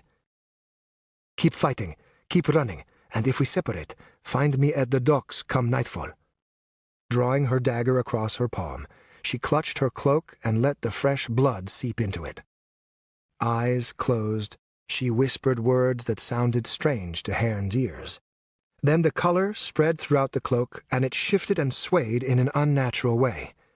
That done, she turned to the window and leaped, her body twisting sideways. Her fists smashed through, scattering glass and no doubt cutting her severely. Haern hesitated. The doors to the temple broke open. He almost stayed, almost assaulted the armored guards who came rushing up the aisle, but he had promised Zusa he would follow, and so he did. The glass cut into his clothes, and he felt a vicious sting on his left arm as he rolled along the ground, but none of it mattered. Pulling out of his roll, he caught sight of Zusa and followed. The city guard had formed a circle around the building, but most were gathered near the front. At the side, the line was only 2 men deep, spread out enough that Haern knew they could punch through if they assaulted with enough ferocity. Zusa knew this as well, and she had already begun. Her daggers were brilliant flashes of steel, spinning and twirling in their bloody dance. Her cloak lashed out as if it had a mind of its own, and its edges were as sharp as knives. As Haern rushed to help her, he saw the cloak snap toward a guard, shift its angle, and then slice open his throat. Haern kicked that same guard, and he fell. Landing atop the body, Haern heard Zusa cry out, "Left!" He followed without thinking, jointly assaulting a trio of soldiers who thrust at them with spears. Zusa shifted her body so she slid between them, and Haern parried away the soul spear aimed at his chest. Her feet hardly touching the ground, Zusa stabbed the one on her left, twisted the blade, then yanked it free in time to double thrust into the other guard's chest. The chain mail there kept them from piercing, but the blow knocked out his wind, and Zusa's ensuing kick to his forehead took him down. As for Haern, he ran right past his guard, lashing out with a saber as he did. The guard fell to one knee, holding a hand against the side of his neck to stem the blood flow. The two sprinted down the streets, leaving a pile of bleeding bodies behind them. "Move!" Haern shouted, grabbing Zusa's wrist and pulling her to the ground as he glimpsed several guards behind him with crossbows taking aim. Bolts sailed over their heads, one catching the thigh of a woman haggling with a merchant. Her scream sent the early morning crowd into a frenzy. Once back on their feet, the two easily weaved through the chaos, while the city guard had to fight for every step. They ducked into an alley once far enough away. Haern removed his hood, and he glanced at Zusa. Her clothes were stained with blood, but he had no clue how much was hers and how much that of the guards. The red of her cloak had faded, whatever magic infusing it now gone. "You need new clothes," he said, nodding toward the blood. "As do you," she said, pointing to the long scrape along his arm. It wasn't deep, but it'd certainly leave a scar. "At least you're not wearing your wrappings," he said. Neither laughed, for they were in no mood for humor. They drifted toward the more crowded marketplace, far away from where the guards still searched. Zusa remained hidden as Haern used the last of his money to purchase new clothes, plain grays and browns. "Edres?" Zusa said when he returned. "Best I could find," he said, handing it to her. "I can't fight an Edres." "I'm sure you'll manage." The alley they hid within ended against a cracked stone wall, so Haern stood with his back to her as she changed, blocking sight of her best he could from the street ahead. When she finished, he turned around and gave a half-hearted chuckle at the comic sight of her short hair, exotic features, and slender form stuffed into a plain brown dress that hung loose around her shoulders. "Perhaps we were better off with bloody clothes," he said. He changed into his own clothes, then tied their old outfits into a bundle he could throw over his shoulder. Zusa hid her daggers within the folds of her dress, while Haern stashed his sabers in the bundle. "Very well," she said. "A simple couple we are once more. Where to now?" Haern took her hand and led her out into the street. "We check on Elisa." They hurried toward Ingram's mansion, hoping to beat the guards there. At first, Haern had thought they'd taken too long changing, but he found himself proven wrong. As they neared, a large group gathered along the sides of the road, following the escort of nearly 50 city guard carrying Elisa to the dungeon. "What's going on?" Zusa asked as they pushed to the front so they could see. "They're celebrating." He could sense her anger rising, but he shook his head. "No," he said, "it's not what you think." The men and women of the city cheered, many raising their arms or crying out at the top of their lungs. But they were not celebrating Elisa's capture, nor the work of the city guard in doing so. Instead, they cried out against the elves and hailed her bravery. "Unbelievable," Haern whispered into Zusa's ear. The small mob gave way as Elisa entered the gated compound where the people of Angelport could not follow. "Is that how much they hate the elves?" Zusa asked. It seemed so, and suddenly unsure, the two watched as the guards took the city's heroine into the heavily protected dungeon as, all the while, people exalted her name. Chapter 16. Madeline sat in her room as her servants finished adjusting her clothes, tightening the laces of her corset, and applying various colored powders to her face and lips. Last was the ornate tying of her hair, 4 braids curling through one another so it formed a necklace around her neck that dipped into the curve of her breasts. She watched them work in the oval mirror hanging from one of the walls, the wood finely polished, the glass immaculate. No sign remained of the blood of her husband that had splashed across it days before. If only she could clean up the filth of Angelport as easily as she could slide a polishing cloth over that sheet of glass. Her mood soured as Torgar stepped through the door and leaned against the frame with his arms crossed. "Not sure this is a good idea," he said. "The streets still aren't the safest." "If you and your men do your job, I have nothing to fear. We can't hold back a mob." She glared at him, careful not to move her head and disrupt the work of the 2 servants still braiding her hair. "There will be no mobs. Why would they bear any ill will toward me?" The giant man shrugged, and he said nothing despite clearly disagreeing. One of the servants tugged too hard, and she snapped at the girl. "Watch what you're doing!" By the time they finished, she was glad to stand. She looked and felt like the regal ruler she truly was. Laurie might have tried to remain humble in his later years, but she had no such plans. She was beautiful, and she would let the city know it. Surely in time she could find a wealthy man to marry, one who would willingly accept a submissive role, given her status. "Make sure you wake Tori for a feeding within the hour," she told Lily, who nodded as she cradled the baby. "You ready?" Torgar asked.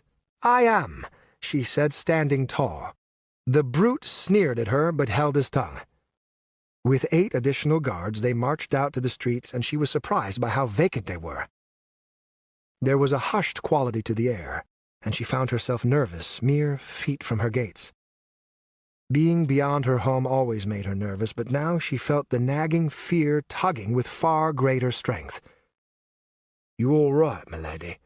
Torgar asked, still with that mocking tone. "I'm fine," she said. "The city is a bit strange, that's all. I guess I should have expected as much after all the riots. Surely the commoners need to recover. They ain't recovering. They're holding their breath, waiting for the next hit, and it ain't going to be from their own kind this time. She shot him a glare as they walked south, toward Ingram's mansion. You think the elves will attack? Nonsense! I'm sure they've made vague threats, and those living near their forests should keep their doors locked tight. But here? Torgar pointed to the distance. You see that man? She looked and caught a brief glimpse of someone ducking into an alley, his clothes a dull brown and his head covered by a similar-colored hood. Why? Is he an elf? No, but he could have been. Every man and woman you see hiding in the shadows might have ears a bit pointier than they're supposed to be. And don't forget, they have that tricky magic of theirs. I wonder how many poor and hungry travellers flooding into the city have masks over their faces and a bit of forest sap running in their veins. Madeline tried to shrug off his words. He was just playing up stories, wild conspiracies low-born like him loved to embrace. There was no proof to it. No truth. Hold your tongue, she said. I don't wish to hear your exaggerations. He's just saying what we've been hearing. One of her other mercenaries chimed in, and she felt furious that the man thought it necessary to defend his captain. Then you've all been hearing nonsense. No more truthful than the blue jay that brings new babies and the trolls underneath children's beds. No trolls here in Angelport, Torgar said, shooting her a wink. Just elves and wraiths under our beds. She felt her blood freeze, but guilt over her husband's death made her bite her tongue. He laughed at her glare. When they arrived at Ingram's, she couldn't have been more relieved. The guards opened their gates at the top of the hill and welcomed her inside. This way, one said, and Madeline ordered Torgar to stay at the gate. If you say so, he said, not seeming to care that she'd be alone but for Ingram's men. She might have been annoyed at his lack of concern for her safety, but she was too happy to get away from him to care. She followed the guard through the halls of the elaborate mansion, listening to him talk casually on the way. With things as they are, he's been very busy, so don't be insulted if he has to keep things short, said the guard. I understand. I heard about your husband. Frightening, really, knowing someone might break in like that. You'd like to think there's at least a few safe places left in the city. We've never been safe. Not so long as our enemies live, she said as she stepped into Ingram's private study. My husband learned this too late. Ingram turned, and he smiled a tired smile. He sat in a small padded chair, a book in hand. Stretched out behind him was an entire wall filled with tightly wound scrolls and finely bound books, their lettering soft gold or shining silver. Putting aside his book, Ingram bowed, and she returned it with an elegant curtsy. She could tell he was impressed with her outfit, and she made sure to keep her lungs full during her curtsy to push her breasts out as far as she could.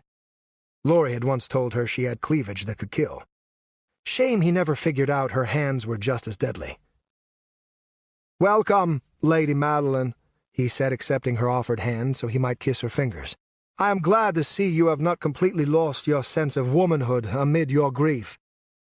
There was a bite to the comment, and so she smiled sweetly at him and asked, Have you made any progress toward capturing the one who brought me such grief? Ingram's frown came and went like the flap of bird wings, but she saw it. This wraith proves elusive, he said. I heard he mocked your guard when he helped the Watcher escape, all the while declaring the city his. Surely, with such arrogance, you'll capture him soon. I would be much relieved to know my husband's killer has been found and given the punishment he deserves. Of course, Ingram said, then gestured to a nearby table where servants had rushed in a variety of drinks. White wine, she said, and a lurking servant brought her a glass. So, what brings you here? Ingram asked as she drank. She caught him glancing down the front of her corset, and she made sure to sip even slower. The thought of him touching her was repulsive, but given the immense amount of land he owned, and the power he wielded as the king's appointed ruler of the southern portion of Neldar known as the Remir, there might be enough benefits for her to close her eyes and endure. "I come because of Alisa, of course." Ingram sighed. "I take it you're here to demand her release, given how she's a member of your trifect." Madeline had to hold in her smirk. She'd never been fond of Maynard Gemcroft, and she was even less impressed by his rambunctious brat of a daughter. The idea of wielding her influence and wealth to demand Alisa's release? Preposterous. "Quite the opposite," Madeline said, struggling to keep her smile pleasant. "No, Ingram, I've come to make sure you have the courage to punish her accordingly for her crimes. Even we of the trifect are not above the king's law." Ingram raised an eyebrow. "Funny how your husband never shared the same opinion whenever Terrace got into a scrap." The mention of her son's name stabbed her heart like a dagger, and she discreetly tugged the top of her corset higher. "I am not Laurie, and I would be thankful if you did not mention either of their names. The wounds are much too deep." The Lord bowed, and he quickly apologized. "At times I forget to tame my tongue. Please, forgive me. As for Alisa, things are far from simple. I have little proof of any actual crime, other than fairly damning testimony from Larissa. Of course, the word of an elf is worthless in any court, no matter how trustworthy they pretend to be. And then there's the nonsense with the commoners." Madeline knew what he was talking about, and the very thought sickened her. Because the people believed Alisa responsible for the attack on Larissa, they hailed her as a hero, the first of their nobles and leaders to take decisive action against the elves slaughtering their kin at the forest's edges. The situation disgusted her to no end. "So, will you hand her over to their kind?" she asked. Ingram went to his bar, waved away the servant, and poured himself a drink. He downed it in one long shot. "No," he said, slamming the cup down. "I can't." "Why? I can assure you no one in the trifect will bear you ill will, not even Alisa's successor." To her surprise, Ingram broke out into laughter. You think I'm worried about you? Look out the window, Madeline, and see the remains of the fires those mobs set the past few nights. Nearly burned half my city to the ground and killed 17 of my guard. And now they've branded Alisa a hero. But even that I could handle. Given time, I could claim politics or bargaining chips or whatever I need to say to remind them I know best, not them. But the merchant lords are spinning this as well, Madeline. Every damn one of them is grandstanding about how I'm a terrible leader for this city, and it should be them in charge. They say they'd never, ever think of surrendering Alisa for trial and execution. So, if I hand Alisa over to those elves, I'll have mobs surrounding my estate ready to burn me alive." He downed a second glass. "Gods damn it! How did this happen? You know what I had to do yesterday. I had to beg and grovel like a damn peasant to convince Graven, that ambassador of theirs, that I meant no ill will, and he claims he's one of the few who doesn't want war. Ha!" Madeline did her best to smile. The opening she'd hoped for was right before her, and she slid closer and poured him a third glass. "So it's the merchants stirring up trouble?" Ingram shrugged. "It seems everyone is, but they've been particularly unhelpful. If I make any move against them now, Angelport suffers. We live and die by their boats. You know that, and God's help me if the elves actually put us under siege. I can't imagine how badly the merchants would fuck us over if we had to rely on them for food and supplies, pardon my language." When he didn't drink, she took the glass from him and downed it herself. It burned, and her eyes watered, but she forced herself to show no sign. She wanted him to know she could be just as tough as any man, especially when it came to what she was about to propose. "The merchants have been a thorn in my side for as long as they've been one in yours," she said. "My husband failed to deal with them properly. But I won't. Give me the word, and I will take my army of mercenaries and storm their homes, their docks, their warehouses. Let me crush them beneath my heel like the insects they are. They're the lowest of the low-born, sons of whores and sailors. They think their money gives them power, but I'll show them what true station and coin can bring. They've played at being lords for far too long. Let me show them what fate awaits those who dare give orders to their betters." She put her hand on his, and she could sense the rapid increase of his breathing. "There would be chaos for months," he said, "trying to get all the boat captains in line, trade agreements remade. The city is already in chaos. And besides, if you're going to create something new, you must spill a little blood and endure a little pain. That's a lesson we women learn early." She could tell he was weakening. Just a little more, and she'd have the bloodbath she craved. Elisa had dared call her husband a failure, and worse, she'd been right. Madeline would not have that same failure hanging over her head for the rest of her life. No, she'd excise it in a single night of slaughter, the one thing she knew Torgar could do better than anything else. "I have over 500 men at my disposal," she said, lowering her voice. "If I fail, you can denounce me in public, threaten me for a bit, and in return I'll hand over a few of my mercenaries for you to hang. If I succeed, though—" She thought of what Torgar had said, and she knew Ingram had to be hearing the same rumors. Perhaps she could use that. "If I succeed, you'll save this city from the hundreds of elves that have already infiltrated your walls." He twitched, as if she'd cut him with her fingernails.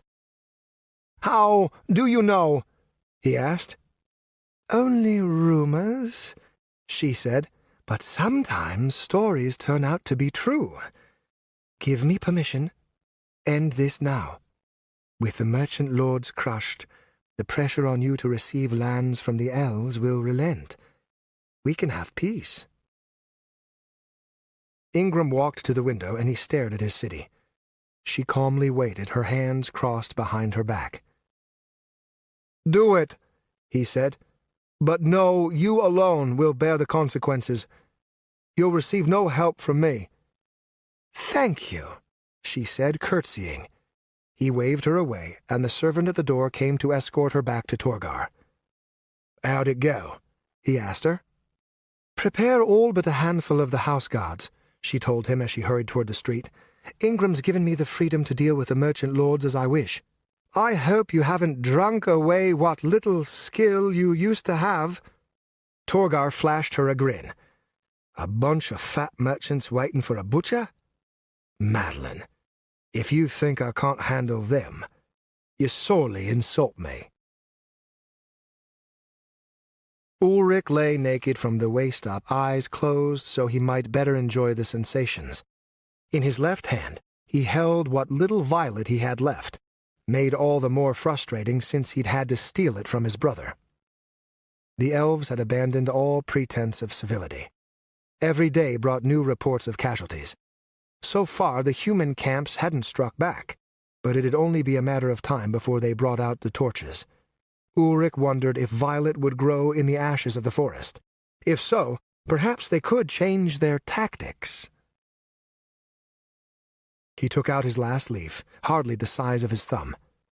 He crushed it between his fingers and, on a whim, pressed it to the bottom of his nose. It was the aroma that did it, he knew, when the leaf was crushed between a man's teeth.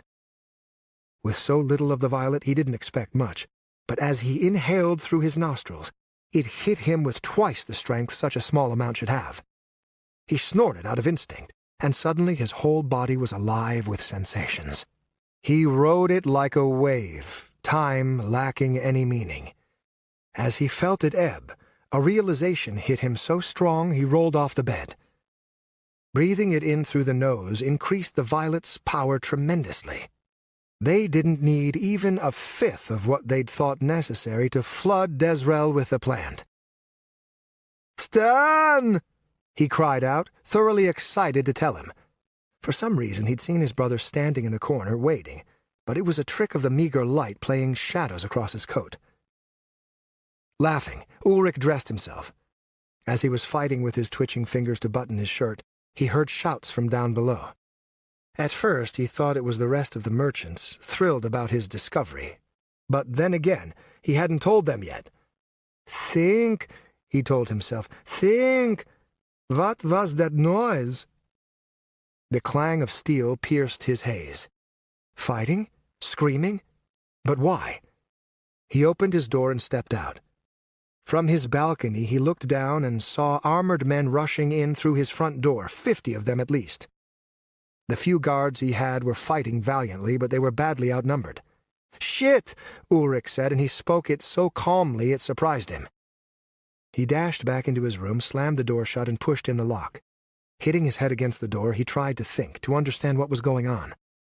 Nothing was coming to him. The king? The trifect? Who would dare strike against him? He felt his hands reaching for the pouch with the violet, but it was empty. Screaming, he flung it against the door. His troops, his loyal men that he'd had Darrow buy, were still scattered throughout the city, awaiting his orders. Gods damn it, he needed them here to protect him.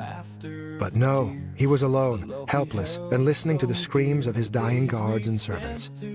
He had minutes until they stormed into his room, or seconds. The violet was still draining away, and without its presence, it felt so fucking hard to think. Deep breath, Ulrich. Deep breath. He closed his eyes, forced himself to ignore the pounding of his heart, forced himself to think. His mansion was overrun. Already he heard heavy footsteps thumping up the stairs. He had to escape, to live long enough to bring together his fighting men. But how? Opening his eyes, he spun about, putting his back to the door so he could face the heavy curtains across his bedroom window. "Why not?" he said, rushing toward it as behind him a fist struck against the wood. The lock held, but it rattled. The strength of the bolt far from impressive. Heart in his throat, Ulrich yanked down the curtain and pressed his nose against the glass. He was on the second floor, and beneath the window was a large enough ledge to stand on. Grabbing his sword off the wall, he broke the window with the hilt, then stepped outside. Blood ran down his arm as his elbow caught on a jagged edge. He didn't even feel it. From the rooftop, he could better see what was going on.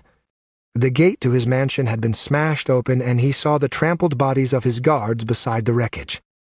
A squad of men guarded the exit, while the rest poured into the mansion with only a few circling about. Ulrich felt panic creeping through his chest, and he tried to ignore it. He thought for certain they'd have noticed him, but so far no one had. Running toward the back and away from the gathered group, he looked for another way out. Behind him he heard shouts, and a quick glance showed the first of many mercenaries climbing onto the rooftop, having broken through the door to his room. Swearing, Ulrich hurried to the edge of the rooftop, but there was no way down other than a painful fall. Worse, even if he made it down, he'd have to climb over the iron gate surrounding his property. He might make the climb, or he might die with a blade shoved in his back as he desperately scrambled up it. Ulrich drew his sword, flung the scabbard to the ground, and held his weapon with both hands. "Come on!" he shouted, wiping sweat from his eyes with his forearm. "I can still kill plenty of you before I die." 4 mercenaries were up there with him, and they paused. For a moment Ulrich thought his threat had disturbed them, but then he saw their eyes were not looking at him, but beyond. Torn between curiosity and certain death, he clenched his jaw and refused to turn. "Scared?" he asked them, and shockingly enough, it seemed they were. And then the wraith vaulted over his head, landing on the slanted roof with ease. His sword flashed in his hand, killing the nearest. The mercenaries rushed him, but the wraith danced between their strikes, his cloak twirling to hide his presence. Another mercenary fell. The final 2 tried to run, but the moment their guard went down, the wraith lunged, shredding into them with his sword and kicking their bodies off the roof.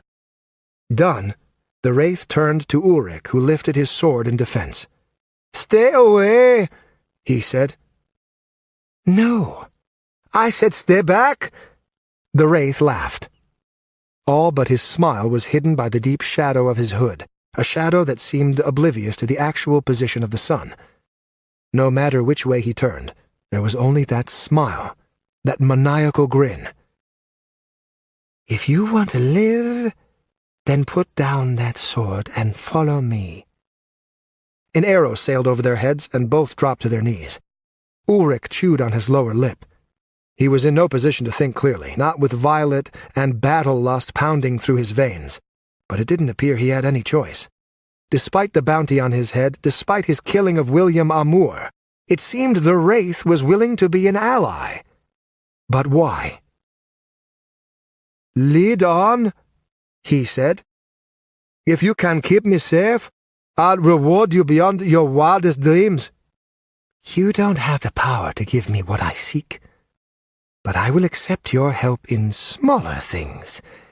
Now hurry." A few more arrows flew over, wild guesses to their actual positions. Running with his back bent, the Wraith led Ulrich to the southern side of his mansion, which faced the docks. From there, he saw smoke rising to the evening sky. "What's going on?" Ulrich asked him. "The whole city gone to the abyss?" "You are not the only one in danger," said the Wraith. "It seems Madeline is trying to eradicate all the merchant lords from Angelport. I doubt she'll be successful. Stupid woman. How dare she believe she could do such a thing without my noticing?" By the shouts inside the mansion, the mercenaries clearly realized Ulrich had fled to the roof. He felt trapped, but with the frighteningly skilled fighter protecting him, he dared believe they had a chance. The Wraith peered over the edge, then rolled onto his back, his sword lying across his chest. "Jump down," he said, glancing over. "Roll when you land, and make sure you brace with your arms, not your legs. Better you're unable to hold a sword than unable to walk." Ulrich nodded, and then the Wraith rolled off the roof to the ground below. A trio of mercenaries were passing underneath, and Ulrich watched as they fell in an explosion of gore. With them dead, the Wraith beckoned him to follow.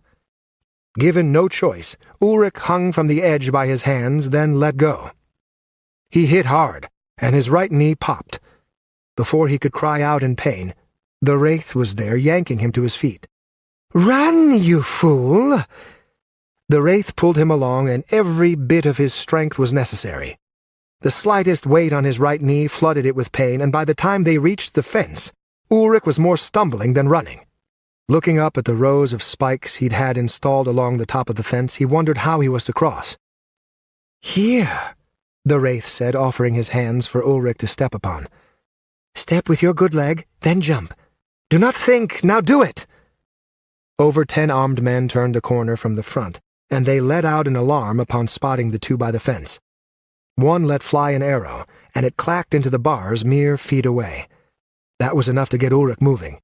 He planted his left foot on the Wraith's hands and was stunned by how it felt like he stepped onto stone. As he moved to jump, he felt himself lifted, and suddenly he was sailing headfirst over the fence. He landed flat on his back, the impact blasting the air from his lungs. Tears ran down his face as he tried to stand. His right knee was in total agony, and when he took a step with it, it buckled under his weight. Before the mercenaries could arrive, the Wraith jumped over the fence, not needing a running start. Ulrich could hardly believe the sight. The man glared down at him, and for once his smile was gone. "I told you to brace with your arms." "I know." The Wraith pulled him back up, and he let a bit of his weight rest on his shoulders. "Move fast and in rhythm. We must get you to your brother, where the battle still rages." Step by step they ran toward the docks, Ulrich feeling like troublesome baggage. As they came closer, he saw a great pillar of smoke, and his throat tightened. "That's my brother's home," he said. "Stay calm. He fled sooner than most and has gathered his men. He is why the others might live." "Why isn't the city guard doing something to stop it?" The Wraith laughed. "Because Ingram has signed off on it, you dim-witted animal. They've rolled the dice together, hoping to wipe out your group forever. A desperate maneuver, one that shows how truly afraid of you they are." Ulrich picked up the pace, limping along as fast as his leg could go. Rage burned in his chest at the thought of Madeline striking against them. Perhaps she did so to protect Elisa? The trifecta always stuck together, their combined wealth and might nearly unassailable. Perhaps Ingram had promised Elisa's freedom from Madeline's attack. Stern's home was far smaller than Ulrich's, though his brother had an equal amount of wealth, if not more. He didn't flaunt it as openly, but that didn't mean his home lacked defensive measures. He, too, had a large wall around it made of thick stone and topped with steel spears. The building itself was in flames. Sailors and low-born men fought against the mercenaries, nearly outnumbering them 2-1. Strangely, it was Madeline's men trapped within the wall between the mob and the fire, not his brothers. "Stern came around back and ambushed them," the wraith said. "Very good." Something pierced Ulrich's back, and he screamed as he collapsed. The wraith immediately let him drop so he could face the new threat. Ulrich rolled to one side, and he caught a glimpse of a quarrel sticking out from beneath his shoulder blade. Far down the street, several mercenaries gathered, one of them reloading a crossbow. Whether they had chased from Ulrich's place or come to help from elsewhere, he didn't know, nor did it matter. The wraith weaved side to side as he ran toward them, avoiding a second bolt that wasn't even close. Warm blood pooled below him as Ulrich watched the mercenaries try in vain to match the wraith's wicked skill. Their swords were slow by comparison, each defense always seeming to be the wrong one. The wraith feinted, took off the head of one man, parried a desperate lunge, and then whirled. Gore splashed across the ground as 2 more fell, huge gashes in their throats. Ulrich's heart skipped as the crossbowman fired again, and this time it seemed his aim was true. It didn't take him down, and the bolt lodged in the wraith's side only seemed to increase his fury. The remaining 2 died in a furious display, his sword severing limbs and tearing flesh with its frighteningly keen edge. The last of them dealt with, he fell to one knee, grabbed the shaft, and tore it free. He made no cry of pain. When he dropped the bloody projectile to the ground and turned, he was smiling. Never before had Ulrich doubted the man's mortality until seeing that smile. "Can you stand?" the wraith asked as he approached. "We must hurry if we are to turn the battle in your favor." His upper back throbbed with pain, and his right knee felt almost as bad. Gingerly he stood, bracing his weight on his left leg. The wraith leaned down to help him, and Ulrich realized he was staring into the shadowed hood from mere inches away. Even so close, the darkness remained. It had to be magical, Ulrich realized. Clearly he saw his chin, his curling lips, but the rest was there, a faint outline that even the darkness could not completely conceal.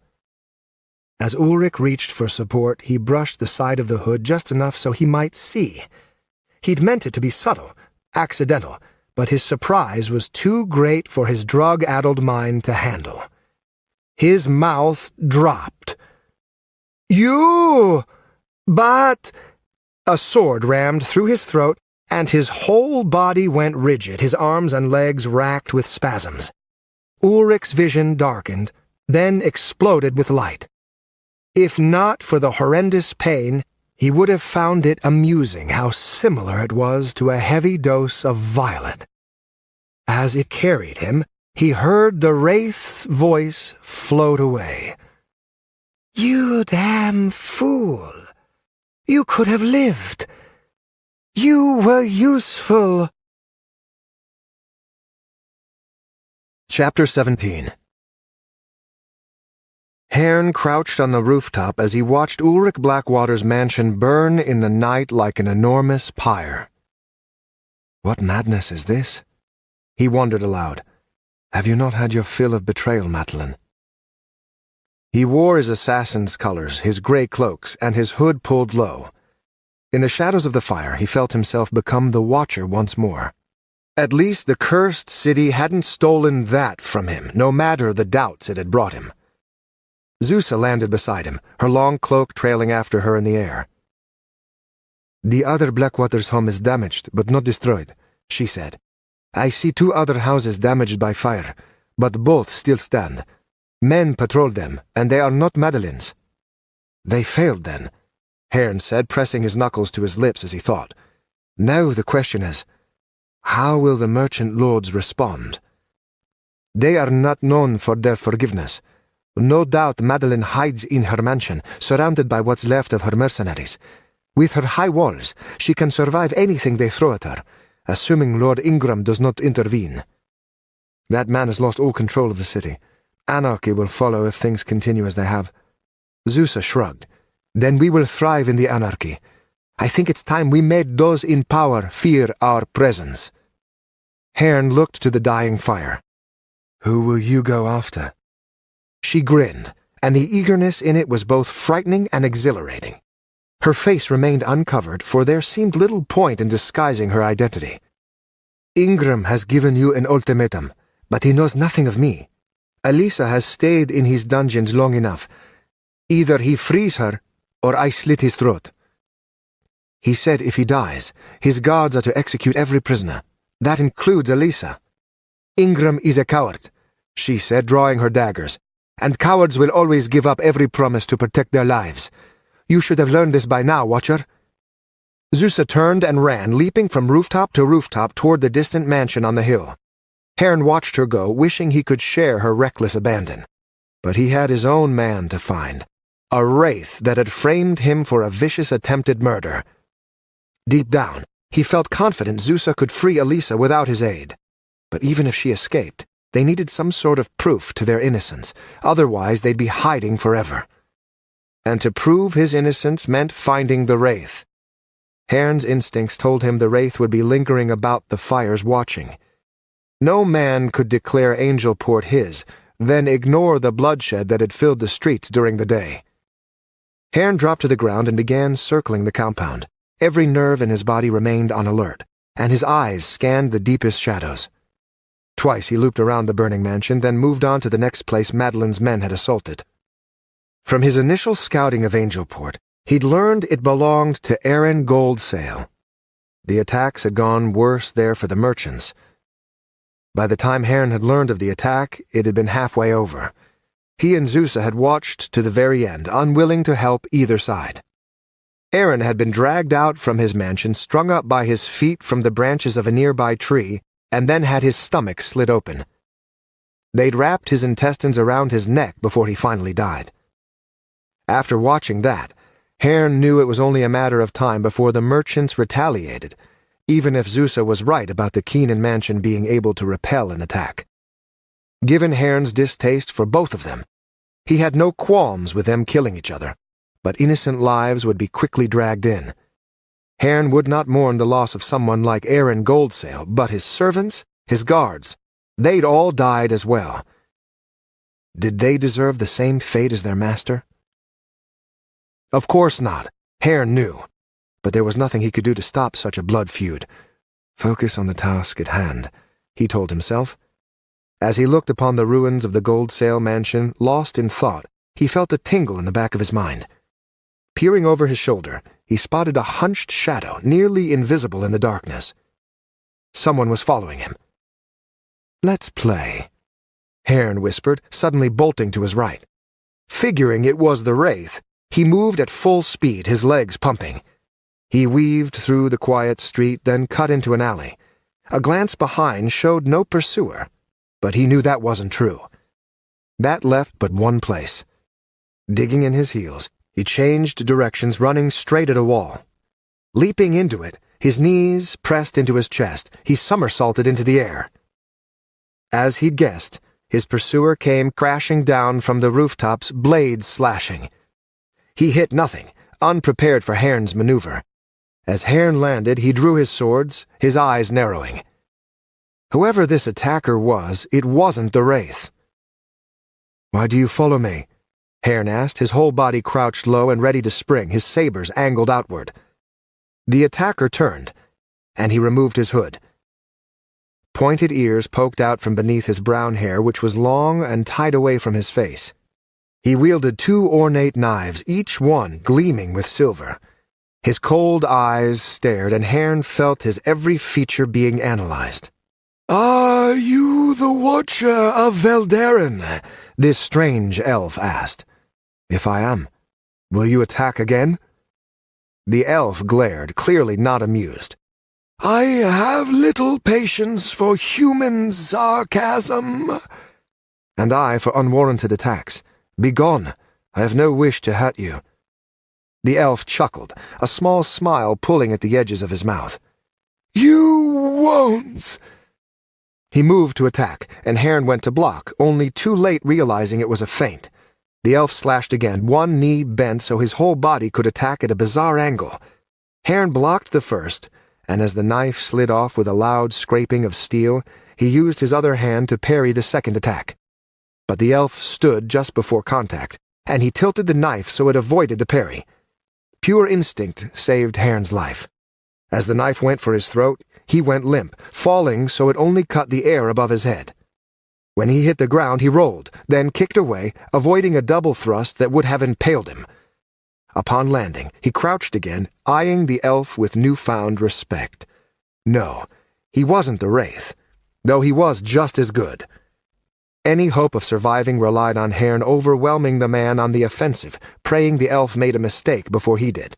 The elf remained back for a moment as if he, too, were reassessing the skill of his opponent. Haern assaulted, pushing his skills to their limit. He let his countless hours of training throughout his childhood take over, let his sabers act as if they were their own sentient beings. The elf countered the first 3 hits, and each time Haern twisted side to side, narrowly avoiding the killing thrusts. His sabers a blur, he slashed with one and thrust with the other, doing so even as a knife passed within an inch of his cheek. The elf battered away the thrust, but he was not fast enough to avoid the other. The saber pierced his shoulder, but he twisted so that the wound remained shallow. As the elf retreated a step, Haern kept back. He peered from underneath his hood, and he fought to keep his breathing under control. Keeping pace required tremendous exertion, and he knew the fight was far from over. The nameless elf didn't seem winded, and if not for the tiny trickle of blood running down his chest, he might have looked like he hadn't fought at all. Most amazing! For a human, the elf said. Who are you? Haern asked, frustrated at how he sounded out of breath. You deserve as much. My name is Dalglish, and I've been sent to kill you. Before Haern could protest, the elf attacked. He fought his initial instinct to retreat and instead met the charge head-on. Their weapons danced, and they shifted their feet and twisted their bodies so neither could find advantage. Dalglish gave him no opening except false openings, traps he refused to fall for. Haern felt sweat drip across his forehead, his vision narrowing so that he saw only his opponent and the dark street around them. Still, he sensed the fight slipping away. Dalglish pressed the attack, his knives scoring a dozen shallow cuts. Haern bled but would not go down. At last, the elf made a mistake. Haern narrowly ducked a swipe, then vaulted away. As his body curled through the air, his foot connected with Dalich's chin, snapping his head back. His vision dazed, he retreated, his knives slashing in a bewildering defense. But Haern had no intention of attacking. He ran. A quick look behind showed him at least 50 yards ahead, and that would be enough. After the past few nights he'd searched for the Wraith, he felt confident he knew the city better than any outsider elf. He weaved and ducked through the alleys, sometimes looping back, sometimes taking to the rooftops. At last he felt himself safe as he neared the docks, dropped behind a stack of 3 barrels, and collapsed against the wall of a tavern. He gasped in air as his chest ached and the many thin wounds bled and stung. First the Wraith, now you? He said, remembering Dalich's amazing speed with his knives. Why, Asher? Does the whole world hate me? Asher gave him no answer. 2 opponents, each more skilled than any foe he'd fought before, and both seeking him without explanation. Frustrated, Haern returned to the small room he and Zusa had rented. He was in no shape to fight the Wraith, and he didn't want to imagine what would happen if he was spotted by Dalglish again. After bandaging his wounds, he lay on the shoddy straw bed, closed his eyes and hoped Zusa fared far better. "I want watch set up in 3 shifts," Torgar said as Madeline clutched Tori to her chest and watched her mercenaries take up positions throughout her yard and along the wall. Several of the men were wounded, and all looked tired, but they did not complain. Even Torgar sported a fresh cut across his already ugly face, but he didn't seem bothered by it. "They can't make it through, can they?"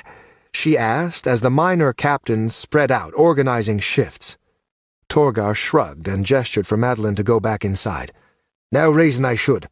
Not with how many bodies we have watching the gate. Trust me on that." "Like I trusted you to handle the merchant lords?" Torgar made a noise akin to a growl, and he put a massive hand on her shoulder. "Go inside," he said. "Now." She might have argued, but she held Tori in her arms and feared something might happen to the baby. She slipped inside as told, and to her surprise, Torgar followed. The door slammed shut behind him with a heavy crack. "Take her," Torgar said to Lily, who stood waiting beside the door. The servant looked nervous, as if unsure she should follow the mercenaries' orders. Madeline handed little Tori over, and she whispered soothing words as she stroked her head. Her eyes met Lily's briefly. "Get my guard," Madeline whispered before turning to face Torgar. "We need to talk," said the mercenary. "Either here or somewhere private. I don't give a damn which." "About what, may I ask? What is so important you believe you can give me orders?" Torgar grinned, and his tone was full of mockery. "The Wraith, and how he killed Laurie." She swallowed, forcing herself to make no outward reaction. "My husband's old study, then," she said. "Lead the way." "Oh, no. Ladies first," he said. "I insist." Madeline walked to the study, every muscle in her body stiff. She kept telling herself there was no way he could know, no way he could prove it, but that grin of his. Once inside, she put her back to a wall and crossed her arms over her chest. Torgar walked in casually, his hand resting on the handle of his giant sword. He kicked the door shut behind him, and her heart jumped at the loud bang. "I don't know what you're thinking, but I can assure you—" "Be quiet," Torgar said. She did, and that alone worried her. The mercenary paced before her, tapping his lips as if in thought. His eyes never left her. "You said you wished to talk," she said, regaining her composure. "We're here now, so talk." "I've been thinking about that night," Torgar said. He stopped pacing and leaned his back against the door as if reminding her she had nowhere to go. "The Wraith's good, and stealthy. I have no doubt about that. I've fought him, seen what he can do. But to make it into your room unnoticed, without killing a single guard, that seems a bit much, don't you think?" "I don't know how he got in, Torgar. I woke with Laurie dead and a hand over my mouth. Perhaps the window?" "That glass breaking is what alerted us, Madeline. If he got in, then he got in through the door. He left through the window. At least, looks like it, don't it? I looked at the window, though, and it don't seem right. Don't seem the shape it should be. Course, I'm not the smartest, but then I saw something I really didn't like." He stepped closer, and when she tried to slide away, he shoved an arm in her way. Towering over her, he leaned in, grinning. It was false, though, for anyone could see the fury that burned in his eyes. "I saw blood in your wash basin." "There was blood everywhere," she said, her lower lip quivering. It took all her willpower to meet his gaze. "Aye, but not that far. Sure, a few drops could have landed in there. Or maybe someone cleaned up afterward. But that don't make much sense, does it? Made me wonder, though. Wonder how he got in. How he got away. How no one saw him. All we had was your word. And, m'lady, that don't mean shit to me." "I'll hang you for this," she said softly. "That's so. I don't think so. Not knowing what I know. He reached into a pocket of his vest. When she saw the dagger in his hand, her legs went weak. The hilt was golden, the sharp blade still stained with dried blood. You recognize this, don't you? He asked. Should I? She said, trying to feign innocence. I tore your damn room apart, Madeline, and I found this sewn up in your mattress. Look at it. Look at it! It don't take much guessing to know whose blood is dried on the edge. What do you want? She asked. Under such conditions, she normally would have flaunted her body, used her sex to subdue his anger, and put herself under his protection. But something about Torgar always made her uncomfortable, and deep down she knew any advance she made would be met by a blow from the back of his hand. Torgar jammed the dagger into the wall. Her breath caught in her throat. He leaned closer, and she knew he could smell victory. Rory's dead, so you're the one with the coin purse. Let's try to be fair about this, shall we? I've taken on far more responsibilities around here, what with fighting off the merchants and the city guard. Oh, and let's not forget my fun with that elven slut. So, let's have my pay go through the roof, you hear me? I can arrange that, she said, her voice hoarse. Not just that. I don't want you trying anything stupid, like killing me to protect your little secrets. So this is the other catch. I know you won't ever let me join the family, so if you want me to keep my lips shut, you need to make me Tori's godfather. The door burst open and a dozen guards rushed in. They said nothing, only looked around as if confused. Are you all right, milady? Asked one. She's fine, Torgar said, flashing a smile. He turned back to her. What's it going to be? Or should I ever talk with the Conningtons? Or whoever will be running Elisa's house once she's dead? I'll do it, she said, thinking of 100 ways she could delay making such an arrangement legal. And I'll trust you to hold your word. Torgar laughed, and he walked through the group of guards looking completely unworried by their presence. I'd say you're not the one who needs to worry about getting stabbed in the back, he called over his shoulder. Madeline felt her blood run cold, and she nearly gave the order for her guards to execute him on the spot. The look on the guards' faces stopped her. Some were inquisitive, but most seemed angry or in doubt. How many of them knew, or at least questioned Laurie's death? Oh, dear gods, what if Torgar had told them already? His presence might have been the only thing keeping them in line. She caught several of them staring at the dagger embedded in the wall, and that was the last straw. I'm fine, she said. Go on back to your posts. They filtered out, and when they were gone, she yanked the dagger free. The study had a fireplace, and she hurled the dagger into the center of the coals, not caring whether it would burn or not. She just didn't want to see it anymore. Damn you, all of you, she said, thinking of Torgar, her late husband, the merchants, every sick member of Angelport who seemed to relish destruction and bloodshed. The fire popped, and she saw the tip of the dagger sticking out from the center. As the blood blackened, she wondered how to kill Torgar without blame or suspicion. There had to be a way, and she would find it. For once, the Keenan fortune was fully under her control. No one would take that from her. No one, not even the brutish guard who knew her darkest secret. Chapter 18. Zusa remained patient as she crept toward Ingram's compound, knowing the slightest mistake could be her last. Between the mobs, the elves, and the merchants, every guard would be on high alert, and that wasn't even counting the added protection because of the Wraith, or Haern's earlier midnight visit.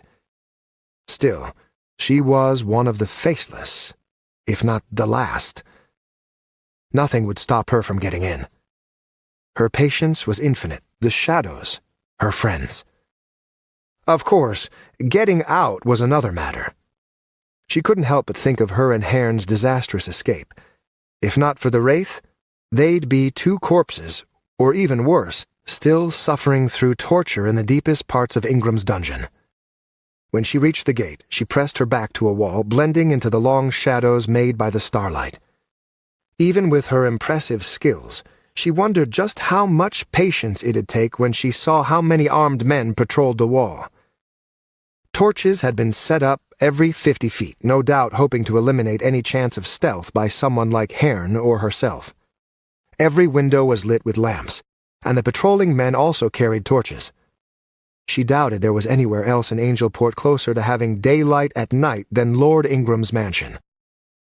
As she was pondering a route in, something caught her eye. It was a shadow that didn't seem quite right, stretching out far longer than the wall that created it. And then it moved. Curious, Zusa watched as a single, shadowy form approached the mansion wall. As it arrived, her eyes widened. 6 more figures followed, sprinting across the street with both incredible speed and unnerving silence. Elves, thought Zusa. They had to be. The question was, should she consider them friend or foe? Either way, she had to follow and keep them in sight. She wouldn't let them endanger Elisa, no matter their goal. As she ran, the 7 scaled the wall with ease, then descended upon a patrol walking past. Zusa sprinted across the street, pressing her body flat against the stone wall. She listened for cries of alarm or sounds of combat, but there were none. The elves had slaughtered a full patrol with hardly a noise. Her respect for them went up tenfold. From her own watch, she knew it'd be about a minute before the next one appeared. The elves would have to move fast to accomplish what they desired in such a small window of opportunity. Zusa leaped,